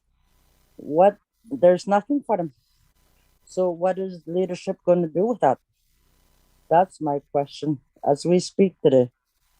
And but other than that, I work with them. I've been working with them since COVID started, and there's a lot of happening. That's why we're losing our young ones to sexual abuse, to suicide, because they wanna numb that feeling with drugs, alcohol, everything. And so I hope the leadership that are listening right now think about this, what I'm saying, because there's nothing available in these James Bay communities. Neither is on the other side. So, hoping that the leadership will look into getting supports for this, because they've been triggered with the findings. And I've had an elder call me from Port Albany. She's one of them that lost a brother. And I said, I'm sorry, I don't say anything to her. I just say I'm working in Saskatchewan. But other than that, I thank you all for listening to me. And hopefully there's resources coming into all these communities while our people are being triggered with our young parents too, with the apprehensions, more apprehensions than residential school. So we need to be working as a team and getting things together, resources, send resources over here so people can talk to people and speaking in the language if it's a must. Thank you very much. All right, thank you for your comments and your question there. They've been noted. Are there any other comments or questions on the floor?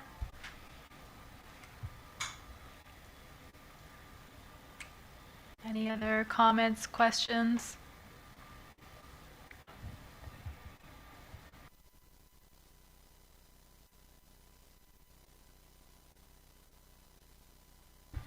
Any other comments or questions?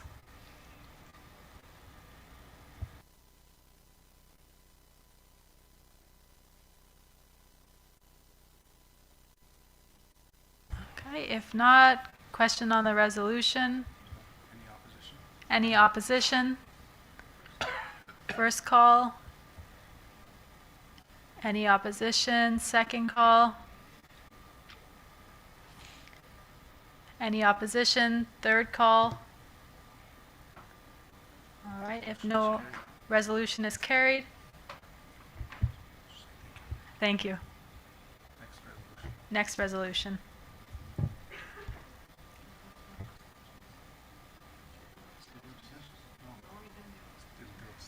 Okay, we didn't do abstentions. All right. Are there any abstentions on this resolution? On the previous resolution? Going first time, second time, any abstentions on the previous resolution? And I'll do a final call. Any abstentions on the previous resolution?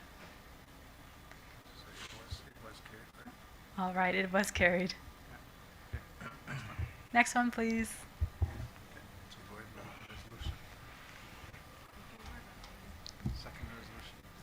All right, second resolution.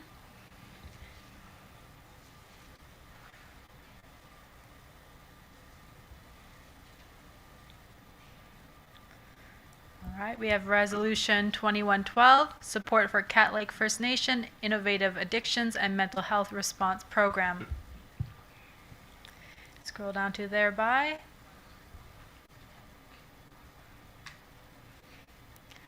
Therefore, be it resolved that the Nishnawbe Aski Nation Chiefs and Assembly support the Cat Lake First Nation proposal for the Innovative Addictions and Mental Health Response Program. Further be it resolved that the Nishnawbe Aski Nation Executive Council is mandated the advocacy efforts of the Cat Lake First Nation in support of the program. Finally, be it resolved that this resolution is without prejudice to similar existing and future initiatives, projects, processes, or proposals developed by Nishnawbe Aski Nation First Nations, tribal councils, and other First Nation entities. And, in addition, this resolution shall not interfere with First Nation communities' access to funding. Dated at Thunder Bay, Ontario, the 28th day of October 2021. And I'll call for a mover. Any movers? I'll move the resolution. Frank McKee. All right, we have Frank McKay moving. And I'll call for a seconder. Anyone to second? Chief Robert Nakajusa. All right, Chief Robert. Thank you. Okay. All right. And are there any comments or questions?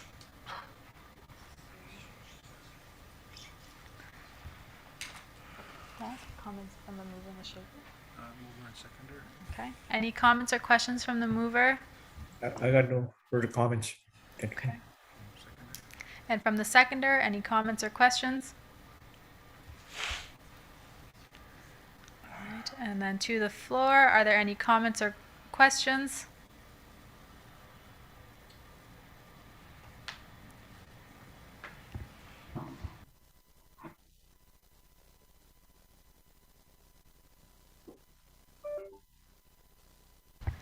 If not, I'm going to call for a question on the resolution and then do the vote.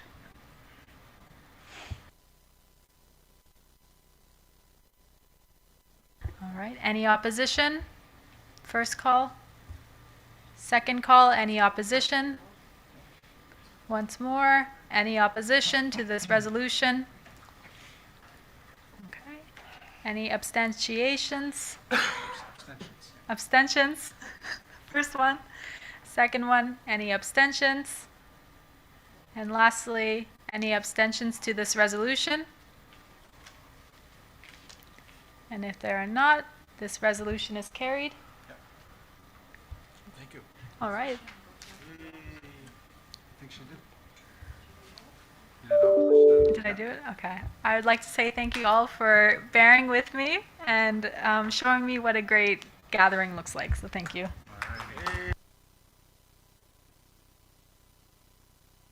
So a big thanks to our youth co-chair, Cassandra, for her first two resolutions. And thank you, Frank, for the presentation on behalf of Chief Russell Wesley.